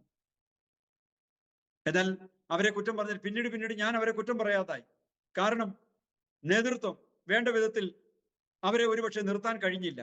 ഒരു ചെറിയ സഹായം കിട്ടിയിരുന്നെങ്കിൽ നിന്നു പോകാൻ ആഗ്രഹിക്കുന്ന എത്രയോ പേര് മടങ്ങിപ്പോയി. പ്രിയരെ, കർത്താവ് നൽകിയ ദർശനമാണ് ഈ സമയം വരെയും ഞങ്ങളെ ഇവിടെ നിലനിർത്തിയിരിക്കുന്നത്. പ്രതിസന്ധികൾ വളരെയുണ്ട്. ഇപ്പോൾ നോർത്ത് ഇന്ത്യയിലൊക്കെ ഉണ്ടായിക്കൊണ്ടിരിക്കുന്ന സംഭവങ്ങളെ കുറിച്ച് നിങ്ങളൊക്കെ കേൾവിക്കാരാണ്, കാഴ്ചക്കാരാണ്. അനേക ദൈവവൃത്തന്മാർ ജയിലിലാണ്, ജാമ്യം കിട്ടുന്നില്ല. ഇങ്ങനെയൊക്കെയുള്ള സാഹചര്യങ്ങളിലൂടെ കടന്നു പോകും. ഒരു നേരത്തെ ഭക്ഷണം വാങ്ങിക്കൊടുക്കുവാൻ സുരക്ഷിതമായി, അതെ, ഇന്ന് സുവിശേഷീകരണം പലയിടത്തും നടക്കുമ്പോൾ നോർത്ത് ഇന്ത്യയിലെ ദൈവവൃത്തന്മാർ ഇന്നും ബുദ്ധിമുട്ടുന്നു. ഇവിടുത്തെ ഹൈജനിക്ക്, ഇവിടുത്തെ സാധുക്കളായ ആൾക്കാരുടെ അടുത്ത് ചെന്ന് ഹൈജനിക്ക് ഒന്നുമില്ല. ഞങ്ങള് വില്ലേജിൽ ചെന്നാൽ ഞങ്ങൾക്ക് എണ്ണമയമുള്ള ചീഞ്ചട്ടിയിലാണ് ചായ അനത്തി തരുന്നത്. നമ്മൾ എത്ര പേര് കുടിക്കാൻ കഴിയും? നോർത്ത് ഇന്ത്യയിലുള്ള ദൈവവൃത്തന്മാർക്ക് അറിയാം, പാൽ ചായ അല്ല, കടിഞ്ചായ ഇറങ്ങത്തില്ല. പക്ഷേ ദൈവനാമ മഹത്വത്തിന് വേണ്ടി സ്തോത്രം ചെയ്ത കഴിയുകയാണ്. ഒരു ദിവസം എനിക്ക് ഒരു ക്ഷണം കിട്ടി. ഒരു വില്ലേജിലെ ഒരു പരിചയക്കാരാണ്. വില്ലേജിൽ ചെല്ലുന്നതിന് വേണ്ടി എനിക്കൊരു ക്ഷണം ലഭിച്ചു. ഞാൻ എന്തോ കാര്യത്തിന് വേണ്ടി പോയത് കൊണ്ട് ഇവിടുത്തെ സുവിശേഷകരായ 2 സഹോദരിമാരും എൻ്റെ ഭാര്യയും കൂടെ അവിടെ ഉണ്ണാൻ പോയി. ഒരു അരവരാന്തയിലെ ചാണകം മെഴുകി വരാന്തയിൽ അവരെ പേപ്പർ ഇട്ട് ആ പേപ്പറിലാണ് ചോറ് കൊടുത്തത്. ഒടുവിൽ അവൾ എന്നോട് പറഞ്ഞു, ജോസ്യ, ചോറിട്ടു, കറിയൊക്കെ 1-2 ഉണ്ടായിരുന്നു. ദാലൊഴിച്ച്, അതായത് പരിപ്പ് കറി ഒഴിച്ച് ഇളക്കി തിന്നപ്പോൾ ഒടുവിൽ കിടന്ന പേപ്പറൊക്കെ നനഞ്ഞ് ചാണകവും പേപ്പറും എല്ലാം കൂടെ വയറ്റിൽ പോയി എന്ന് എന്നോട് പറയുവാനിടയായി തീർന്നു. പ്രിയപ്പെട്ടവരെ, ഇന്നൊക്കെ സാഹചര്യങ്ങളെ ഹൈജനിക്കും ഇതൊക്കെ ഒരുപാട് നമ്മൾ നോക്കുന്ന, ഇതൊന്നും നോക്കാൻ ഞങ്ങളെ കൊണ്ട് കഴിയുന്നില്ല ചിലപ്പോഴെങ്കിലും. ഞാൻ ഓർക്കുന്നുണ്ട്, ഞങ്ങളുടെ നാട്ടിലെ ഒരു വ്യക്തി വന്നപ്പോൾ, അന്ന് അമേരിക്കയിൽ നിന്ന് കൊണ്ടുവരുന്ന ടാങ്ക് കലക്കി അദ്ദേഹത്തിന് കൊടുത്തു. അദ്ദേഹം കുറച്ചു നാൾ മുമ്പ് അമേരിക്കയ്ക്ക് പോയേച്ച് വന്ന പാർട്ടിയാണ്. വിസിറ്റിങ്ങിന് വന്നപ്പോൾ ഈ വെള്ളം ഫിൽറ്റർ വെള്ളമാണോ എന്ന് ചോദിച്ചു. അല്ലെന്ന് പറഞ്ഞുകൊണ്ട് അദ്ദേഹം അത് കുടിച്ചില്ല. ഞാൻ ആരെയും കുറ്റം പറയുകയല്ല. പ്രിയപ്പെട്ടവരെ, നോർത്ത് ഇന്ത്യയിലെ ദൈവവൃത്തന്മാർക്ക് കിട്ടുന്നത് ചീഞ്ചട്ടിയിലെ ചായയും യാതൊരു ഹൈജനിക്കും ഇല്ലാതെ അവരോടൊപ്പം ചേർന്ന് ചാണകം മെഴുകിയ തറയിൽ പേപ്പർ വിരിച്ച് ആഹാരം ഇട്ടു തരുമ്പോൾ അതും ദൈവനാമ മഹത്വത്തിന് വേണ്ടി കഴിക്കുന്ന എത്രയോ ദൈവവൃത്തന്മാർ. ഒരു കാര്യം മാത്രമേ എനിക്ക് പറയുവാനുള്ളൂ. നമ്മളെ വിളിച്ചിരിക്കുന്ന ദൈവം വിശ്വസ്തൻ. അതിൽ നമ്മൾ ഉറച്ച് നിൽക്കുക. നമ്മളെ നടത്തുന്നവൻ കർത്താവാണ്. നമ്മളെ നയിക്കുന്നവൻ കർത്താവാണ്. അവൻ നമുക്ക് വേണ്ടി കരുതും. ജീവിതാനുഭവങ്ങളിൽ നിന്ന് ഞാൻ പഠിച്ചൊരു പാഠം അതാണ്. തിരിച്ചു പോകാനാണെന്നുണ്ടെങ്കിൽ ഒരുപാട് കാര്യങ്ങളുണ്ട്. ഇവിടെ കണ്ടിന്യൂ ചെയ്യുവാൻ കഴിയാത്തതായ ഒരുപാട് സംഭവ വികാസങ്ങളുണ്ട് പ്രിയരെ. എന്നാൽ നമ്മെ വിളിച്ചവൻ വിശ്വസ്തൻ. അവൻ നമുക്ക് വേണ്ടി പ്രവർത്തിക്കും. ഞങ്ങളുടെ കുഞ്ഞുങ്ങളുടെ കല്യാണവും കുഞ്ഞുങ്ങളുടെ പഠനവും ഒക്കെ അതിശയകരമായ രീതി കർത്താവ് നടത്തി തന്നു. ഒറ്റവാക്കിൽ പറഞ്ഞാല് കർത്താവ് ഞങ്ങൾക്ക് വേണ്ടി അത്ഭുതങ്ങൾ പ്രവർത്തിച്ചു എന്ന് വേണം പറയുവാനായിട്ട്. ദൈനംദിന ജീവിത ആവശ്യങ്ങള് കർത്താവ് പറഞ്ഞത് മുമ്പേ അവന്റെ രാജ്യനീതി അന്വേഷിപ്പീൻ, അതോടുകൂടി ഇതൊക്കെയും നിങ്ങൾക്ക് ലഭിക്കുമെന്ന്. അതിന്റെ അർത്ഥം പലപ്പോഴും ദൈവവൃത്തന്മാർ അതൊക്കെ ദുർവ്യാഖ്യാനം ചെയ്യുകയാണ്. കർത്താവ് അതിന്റെ മേളിൽ പറഞ്ഞിരിക്കുന്ന ഭാഗങ്ങൾ കഴിക്കാനും കുടിക്കാനും മാത്രമാണ് കർത്താവ് ഓഫർ ചെയ്തിരിക്കുന്നത്. അതല്ലെങ്കിൽ വലിയൊരു സമ്പാദ്യം അതൊന്നും കർത്താവ് ഓഫർ ചെയ്തിട്ടില്ല. പക്ഷേ ഇന്ന് പലരും തെറ്റിദ്ധരിപ്പിക്കുകയാണ് ഇങ്ങനെയുള്ള കാര്യങ്ങളൊക്കെ പറഞ്ഞു. പ്രിയപ്പെട്ടവരെ, നമ്മെ വിളിച്ച ദൈവം വിശ്വസ്തൻ. ആ വിശ്വാസത്തിന്റെ അനുഭവങ്ങളിലൂടെ മുന്നോട്ട് പോകുവാൻ നമുക്കിടയായി തീരട്ടെ. മറ്റുള്ളവരെ ഓർക്കുവാൻ, നമുക്ക് ലഭിക്കപ്പെട്ടിരിക്കുന്ന താലന്തുകൾ വ്യാപാരം ചെയ്യുവാൻ. കുഴിച്ചിടപ്പെട്ട ആ ദാസനെ പോലെയല്ല. നമ്മളിൽ എല്ലാവരും നമ്മുടെ കഴിവനുസരിച്ച്, താലന്തിന്റെ കഥ നമ്മൾ വായിക്കുമ്പോൾ നമ്മുടെ കഴിവിനനുസരിച്ച് നമ്മെ ഏൽപ്പിച്ചിരിക്കുന്നു എന്നാണ് അവിടെ പറഞ്ഞിരിക്കുന്നത്. ഇന്ന് പലപ്പോഴും നമുക്കത് മനസ്സിലാക്കുവാൻ കഴിയാത്ത സാഹചര്യം. നോർത്ത് ഇന്ത്യയിലുള്ള പ്രിയപ്പെട്ടവരോട് അതേ വിളിച്ച ദൈവം വിശ്വസ്തൻ, പ്രത്യേകിച്ച് ഞങ്ങളെ കേൾക്കുന്ന ഞങ്ങളുടെ ശ്രോതാക്കളായിട്ടുള്ള പ്രിയരോട് പറയാനുള്ളത്, ഈ പ്രവർത്തനങ്ങളെ ഓർത്ത് പ്രാർത്ഥിക്കുക എന്നൊരു കടമ കർത്താവ് നിങ്ങൾക്ക് തന്നിട്ടുണ്ട്. അത് വിഘ്നം കൂടാതെ നിവർത്തിപ്പാൻ കർത്താവ് നിങ്ങളെ സഹായിക്കട്ടെ എന്ന് ഞാൻ ഓർപ്പിക്കുകയാണ്. ഞാൻ എൻ്റെ വാക്കുകൾക്ക് വിരാമം കുറിക്കുകയാണ്. പ്രിയപ്പെട്ടവരെ, നന്ദി അറിയിക്കുന്നു. പ്രത്യേകിച്ച് ആരോമ TV ചെയ്യുന്ന ഈ മഹത്വമേറിയ ശുശ്രൂഷയോട് ഞങ്ങൾക്കുള്ള കടപ്പാടും സ്നേഹവും അറിയിക്കുന്നു. ഇങ്ങനൊരു സംരംഭം ഞങ്ങൾക്ക് പങ്കാളിത്തം വഹിപ്പാൻ ഇടയായതിൽ ഒരു കാര്യം വാസ്തവമാണ്. നിങ്ങളെ ഓർത്ത്, നിങ്ങളുടെ പ്രവർത്തനങ്ങളെ ഓർത്ത്, പ്രിയ ദൈവവൃത്തിന്റെ പ്രവർത്തനങ്ങളെ ഓർത്ത് തുടർന്ന് പ്രാർത്ഥിക്കുവാൻ ഞങ്ങൾക്ക് കഴിയും. അത് ഓഫർ ചെയ്തുകൊണ്ട് ഞാൻ എൻ്റെ വാക്കുകൾക്ക് വിരാമം കുറിക്കട്ടെ. ഒപ്പം ഒരു ക്ഷണം കൂടെ എൻ്റെ ശ്രോതാക്കൾക്ക് നൽകുന്നു. കാണാനും കേൾക്കാനും ഞാൻ നിങ്ങളെ ക്ഷണിക്കുന്നു. നോർത്ത് ഇന്ത്യയിലെ പ്രവർത്തനങ്ങളെ, ഈ നേപ്പാളിന്റെ സ്ഥിതി എന്ന് പറയുന്നത് 3 കോടി ജനങ്ങൾ, 77 ജില്ല, ഇവിടെ 7 പ്രദേശം. നമ്മുടെ സ്റ്റേറ്റ്, നമ്മുടെ ഇന്ത്യയുടെ രീതിയിൽ അനുസരിച്ചുള്ള ഭരണ സംവിധാനമാണ് ഇവിടെ ഉള്ളത്. 7 സ്റ്റേറ്റുകളുണ്ട്, മുഖ്യമന്ത്രിമാരുണ്ട്. ഇവിടെ അനേക ദൈവവൃത്തന്മാരുണ്ട്. സഭ വളരുന്നു. എന്നാൽ ഇനിയും ആൾക്കാരെ ആവശ്യമാണ്. കാണാനും കേൾക്കാനും ഒക്കെ ഞാൻ നിങ്ങളെ സ്വാഗതം ചെയ്യുന്നു. കർത്താവ് നമ്മെ അനുഗ്രഹിക്കട്ടെ. ഒരു വാക്ക് പ്രാർത്ഥിച്ച് ഈ ഭാഗം അവസാനിപ്പിക്കുവാൻ ഞാൻ ആഗ്രഹിക്കുന്നു. പരിശുദ്ധ പിതാവേ, അവിടുത്തെ പുത്രന്റെ നാമത്തിൽ തലകളെ വണക്കട്ടെ. നൽകിയ നല്ല അവസരത്തിനായി സ്തോത്രം. എന്നെ കേട്ട ശ്രോതാക്കൾക്ക് വേണ്ടി പ്രാർത്ഥിക്കും. കർത്താവ് അവരെ അനുഗ്രഹിക്കുകയും കൃപ ചെയ്യണമേ. അവിടുത്തെ മഹത്വം കർത്താവെ ഞങ്ങളുടെ ശുശ്രൂഷകളിലൂടെ അതെ ഉണ്ടാകട്ടെ. നിന്റെ വൃത്തിനെ ഓർത്ത് സ്തോത്രം ചെയ്യുന്നു. നിന്റെ വൃത്തിൻ ചെയ്യുന്ന ഈ അനുഗ്രഹിക്കപ്പെട്ട ശുശ്രൂഷയ്ക്കായി ഞങ്ങൾ സ്തോത്രം ചെയ്യുന്നു. കൃപ കൂടിയിരിക്കണമേ. എല്ലാ മഹത്വം അങ്ങേക്ക് യേശുവിന്റെ ധന്യനാമത്തിൽ ചോദിക്കുന്നു, കേൾക്കുമാറാകണമേ. ആമേൻ. Thank you. കർത്താവിന്റെ വിലപ്പെട്ട ദാസൻ പാസ്റ്റർ ജോസ് അവറുകൾ വളരെ അനുഗ്രഹിക്കപ്പെട്ട, ഹൃദയത്തെ തട്ടിയ ഒരുപാട് ജീവിതാനുഭവങ്ങൾ, ദൈവം നടത്തിയ അത്ഭുതകരമായ വഴികളെക്കുറിച്ച് ദൈവനാമ മഹത്വത്തിന് വേണ്ടി അരോമ TV ശ്രോതാക്കളോടൊപ്പം പങ്കുവയ്ക്കുവാൻ സ്വർഗത്തിലെ ദൈവം കർത്താവിന്റെ ദാസന് കൃപ ചെയ്തത് ഓർത്ത് ഞാൻ ദൈവത്തിന് മഹത്വം കരയേറ്റുന്നു. ദൈവം ഒരു വ്യക്തിയെ തിരഞ്ഞെടുത്ത് ആ വ്യക്തിയിൽ ദൈവം നിക്ഷിപ്തമാക്കിയിരിക്കുന്ന ദൗത്യം അതിന്റെ പൂർത്തീകരണത്തിലേക്ക് എത്തുവാൻ ഏതെല്ലാം മേഖലകളിലൂടെ കടന്നു പോകണമെന്ന് നമുക്ക് അറിയാം. ഞാൻ ഇവിടെ ഇരുന്ന് ഓർത്തു പോവുകയായിരുന്നു, പ്രകൃതിയിൽ ഒരുപാട് തരം വിത്തുകളുണ്ട്. ഒരുപാട് തരം വിത്തുകൾ. ഓരോ വൃക്ഷത്തിനും അതിൻ്റെതായ സ്വഭാവ ഗുണങ്ങൾ അടങ്ങിയതായ വിത്തുകളുണ്ട്. ചില വിത്തുകള് മണ്ണിൽ നന്നായിട്ട് കുഴിച്ചിട്ടെങ്കിൽ മാത്രമേ അത് കിളിർത്തു വരികയുള്ളൂ. ചില വിത്തുകള് അത് തൈ ആക്കിയിട്ട് കൊണ്ട് കുഴിച്ചു വച്ചെങ്കിൽ മാത്രമേ അത് ഫലവത്തായി തീരുകയുള്ളൂ. ചില വിത്തുകള് അത് പ്രകൃതിയില് കാറ്റടിച്ചും പക്ഷികൾ തിന്ന് അതിൻ്റെ ഉച്ഛിഷ്ടമായിട്ടും അതിൻ്റെ ശേഷിപ്പായിട്ടും ഒക്കെ പലയിടങ്ങളിൽ കിടന്നും ഒക്കെ പ്രകൃതിയിൽ അത് കിളിർത്തു വരും. അതിനെല്ലാത്തിനും ഓരോ ഉദ്ദേശമാണ്. ചിലപ്പോൾ പുല്ലിൻ്റെ വിത്തുകളുണ്ട്, ചില ചെറിയ ചെടികള്, പുല്ലുകള്. അതിലൊക്കെ ഈ നമ്മൾ പറയുന്ന അപ്പൂപ്പൻ താടി പോലുള്ള ചില ഭാഗങ്ങളൊക്കെ അതിലുണ്ടാവും. അതിന് ഒരു ചെറിയൊരു വിത്ത് കാണാൻ കഴിയും. അതിങ്ങനെ പറന്ന് നടക്കും. അത് എവിടെങ്കിലും ചെന്ന് കുരുങ്ങും. ചിലപ്പോൾ ഏതെങ്കിലും ഇലയിലോ ചെടിയിലോ മരത്തിലോ ചെന്നത് പറ്റിപ്പിടിക്കും. അപ്പോൾ പ്രകൃതിയിലെ പ്രപഞ്ചത്തിൽ നമുക്ക് കാണാൻ കഴിയുന്ന ചെടികളുടെ ആ ഒരു സംവിധാനം പ്രപഞ്ച സൃഷ്ടിതാവായ ദൈവം സിസ്റ്റം അതില് ഇൻബിൽറ്റ് ചെയ്ത് വെച്ചിരിക്കുക. അത് എവിടെ കിളിർക്കണം, അത് എങ്ങനെ കിളിർക്കണം, അത് എങ്ങനെ അത്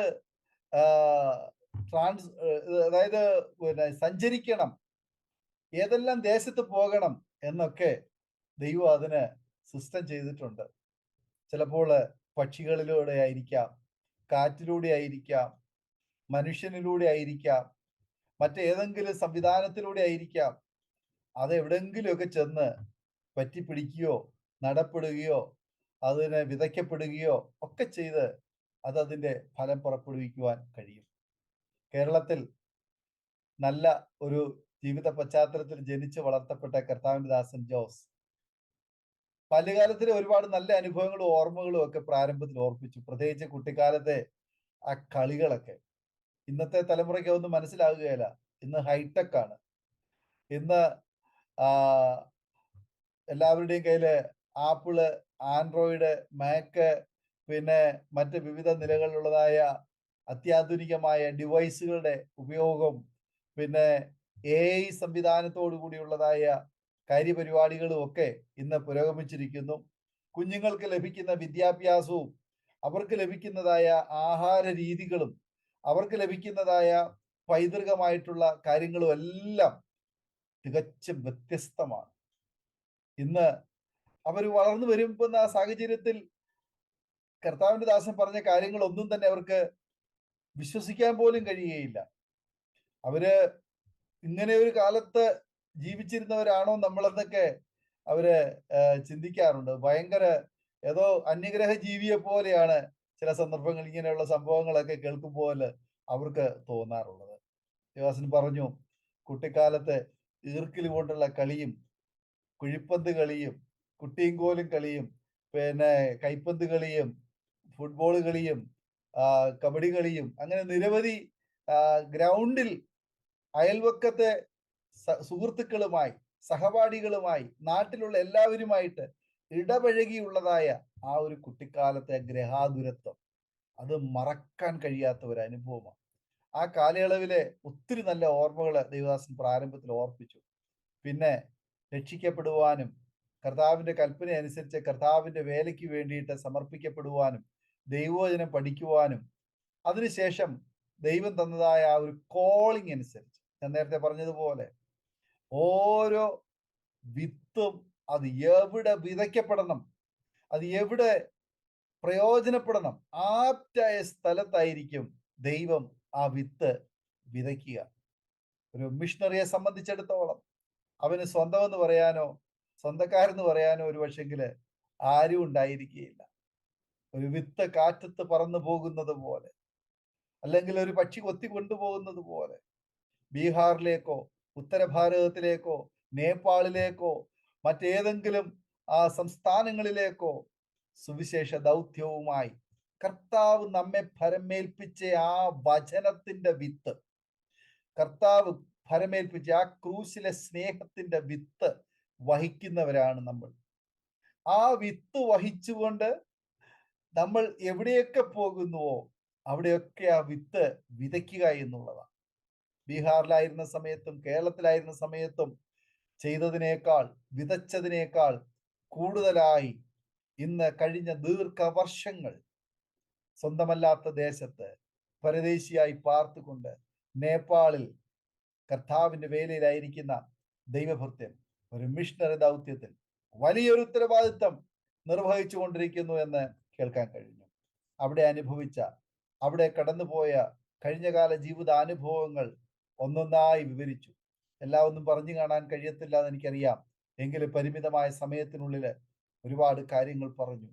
അതിൽ പല കാര്യങ്ങളും ഹൃദയത്തെ വല്ലാതെ തൊട്ട് ആമേൻ ഒന്ന് ഹൃദയത്തിൽ ഒന്നുകൂടി കർത്താവിനോടുള്ള സ്നേഹം വർദ്ധിച്ചു വരുവാൻ, അവിടെയുള്ള പ്രവർത്തനങ്ങളെ ഓർത്ത് ദൈവത്തെ മഹത്വപ്പെടുത്തുവാൻ എനിക്ക് അവസരമുണ്ടായി. ഞാൻ ദൈവത്തിന് മഹത്വം കരയേറ്റുന്നു. ദൈവഭൃത്യനെ, ആ ദേശത്ത് ദൈവം നിങ്ങളെ ഒരു വലിയ ഒരു കൊട്ട വിത്തുമായിട്ട് ആ ദേശത്തേക്ക് നിങ്ങളെ അയച്ചു എങ്കിൽ, ആമേൻ, നല്ലവനും വിശ്വസ്തനുമായ ദാസനെ എന്റെ സ്വസ്ഥതയിൽ പ്രവേശിക്കുക എന്ന് കർത്താവ് വിളിച്ചു പറയുമ്പോൾ ആ ദേശത്ത് നിന്ന് ഒരു കൂട്ടം ആത്മാക്കൾ നിത്യതയ്ക്കായി വിളിച്ചു ചേർക്കപ്പെടുമ്പോൾ അത് വലിയൊരു പ്രതിഫലം ദൈവം നിങ്ങൾക്ക് ഒരുക്കിയിരിക്കുന്നു എന്നുള്ളതിന്റെ മാറ്റുരിയാണ്. സ്തോത്രം.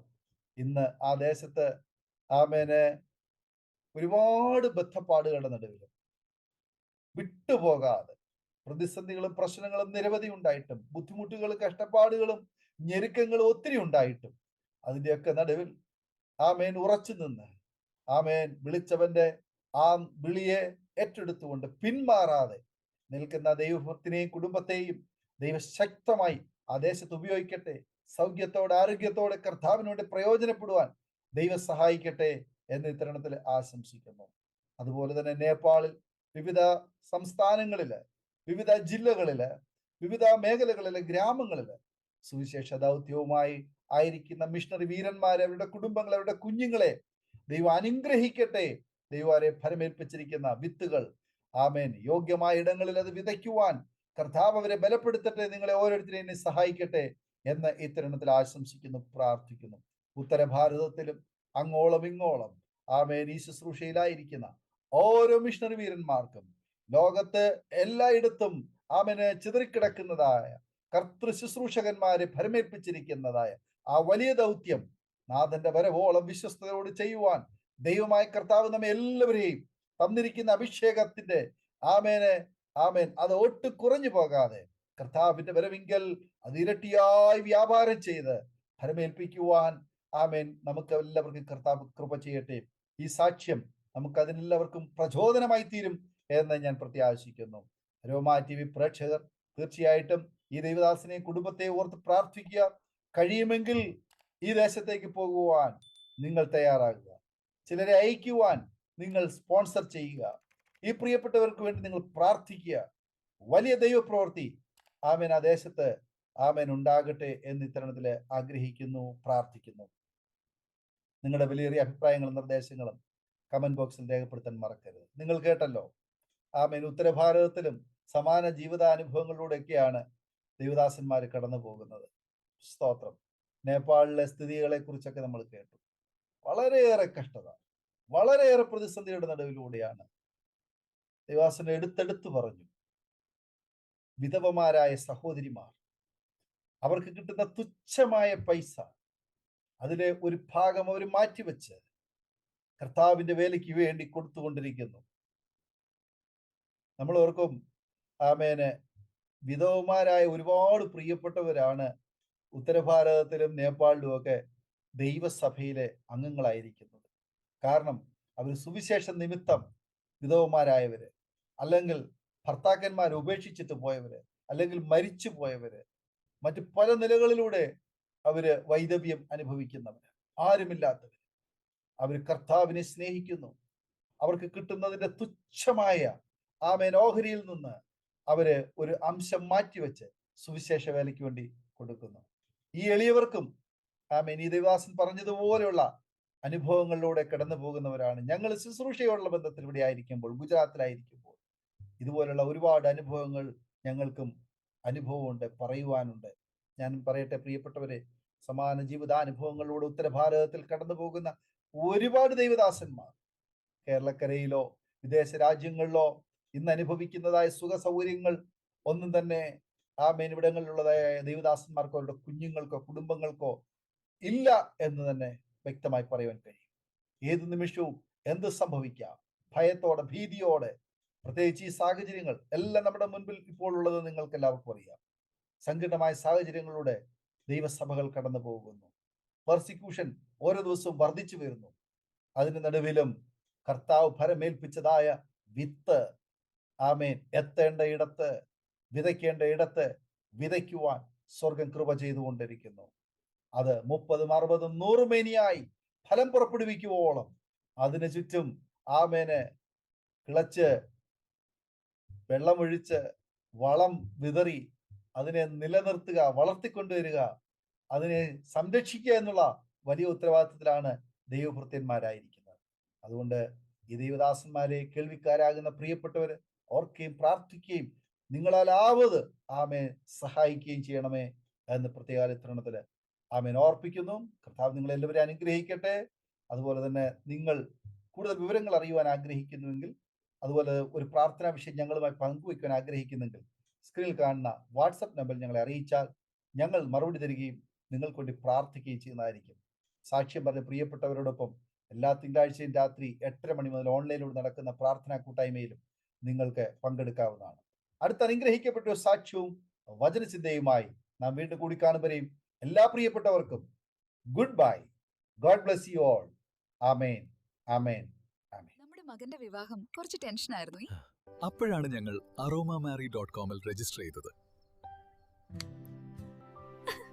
അവിടെ നിന്നാണ് നമ്മുടെ മകന് നല്ലൊരു പെൺകുട്ടിയെ കണ്ടെത്തിയത്. ഇന്ന് തന്നെ aromamary.com ഡൗൺലോഡ് ചെയ്യൂ.